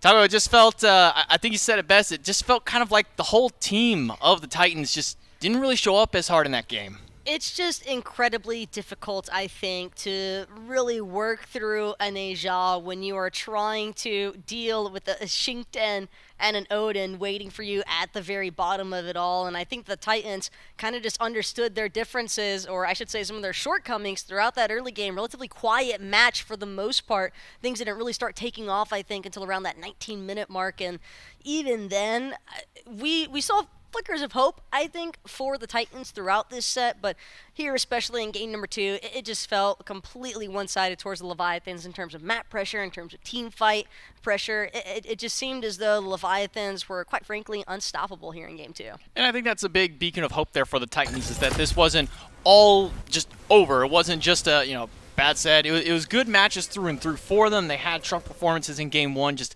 game 2, they just couldn't really stand up to the test against the Leviathans. Just too consistent of a team more than anything else, and I think a lot of it, as you mentioned, coming down to the fact of you have a Xingtian and an Odin running at you. What more can you really do against that? Oh, and by the way, there's also a Gilgamesh. That front line just seems unstoppable out of Leviathans. The Titans could just never get the ball rolling. I just would never want to be Neja in that situation, No. J-Mac. I have to say it. I mean, granted, the Xingtian came after the fact, I do believe, but even whether or not the Xingtian was locked in prior to or not, I think even the Odin alone would be enough of a persuasive factor for some other junglers to maybe want to look elsewhere in terms of their pressure pick. But do respect Sino for just trying to run it through on a signature god. Think that was just, comfort can play best at times, especially when you're in a more unfamiliar environment. And while he might be able to get along with this squad outside of the game, in the actual team play aspect, it just seemed as though the draft was more the issue than anything else. I think individually speaking, all of these players certainly strong contenders for the league. Also doesn't help when the mid laner goes 23,000, almost 24k player damage from a Morgan Le Fay, 5-0-5. Again, the Leviathans probably the most notable team of making sure that your backliners are the most comfortable players on the map. It is so difficult for these teams to break that backline, especially against Shinto, who just had such an exceptional performance for 5-0 with the Morgan Le Fay. But enough about Shinto. We've got Rongyu on the line. Let's talk to us a little bit about that game and maybe a little bit more there, Rongyu. First off, congratulations on your win. It looks like after your Game 1 kind of setback, it looks like you guys had a nice little resurgence at the end of Game 1 and Game number 2. What was that mental reset in Game 1 that helped you guys come back? Well, it's one word, and it's Sapman. He really is helping us with all the mental, like, guys, we should do this. I don't want to, reveal the strats, right? But, he just keep us calm every time, and he just make every game winnable. It's great. We talked a lot in the pregame coming into here about how Raijin was such a powerful pick for both of the mid laners here. Obviously, you guys show a lot of promise with it, with Shinto being undefeated onto it. Is he really that big of a pick for you guys, though? Yeah, I think Shinto is, he's a great mechanical player. He's a good mid laner. He knows how to play any god. But Raijin gives he's just gonna one-shot everyone with Raijin. All right, well, thank you so much for your time, Rongyu. Congratulations on your win over the Titans. Thank you. I think that's just all that needs to be is just confidence over anything. The old faithful. The old reliable Heimdall. I think you could also even just throw the Raijin in there. Why not? Just the old reliable for no matter what. But Gotta shop Shinto's head on top if that's going to be the case. Oh, yeah, obviously for it. You got to put Shinto there for it. But just strong performance overall. I mean, Heimdall, the Raijin, I think this is a god that looking into the final weeks, the final sets, especially since their next matchup is going to be the Kings, and then they've also got to play the Bolts after that.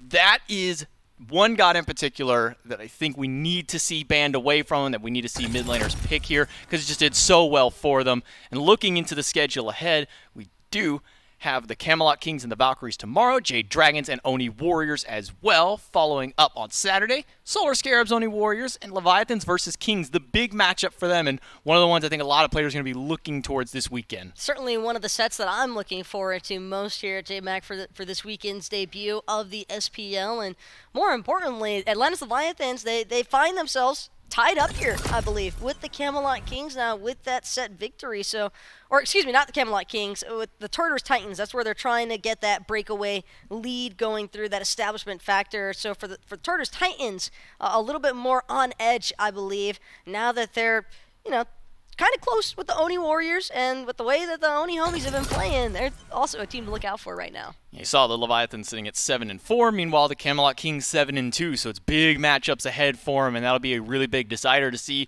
kind of how the standings can continue to shake up. And like we said, they still got the bolts later down the road for it, but that's going to be it for the SPL today. We got plenty more action ready for you guys tomorrow morning at 11 a.m. where we kick off the SCC.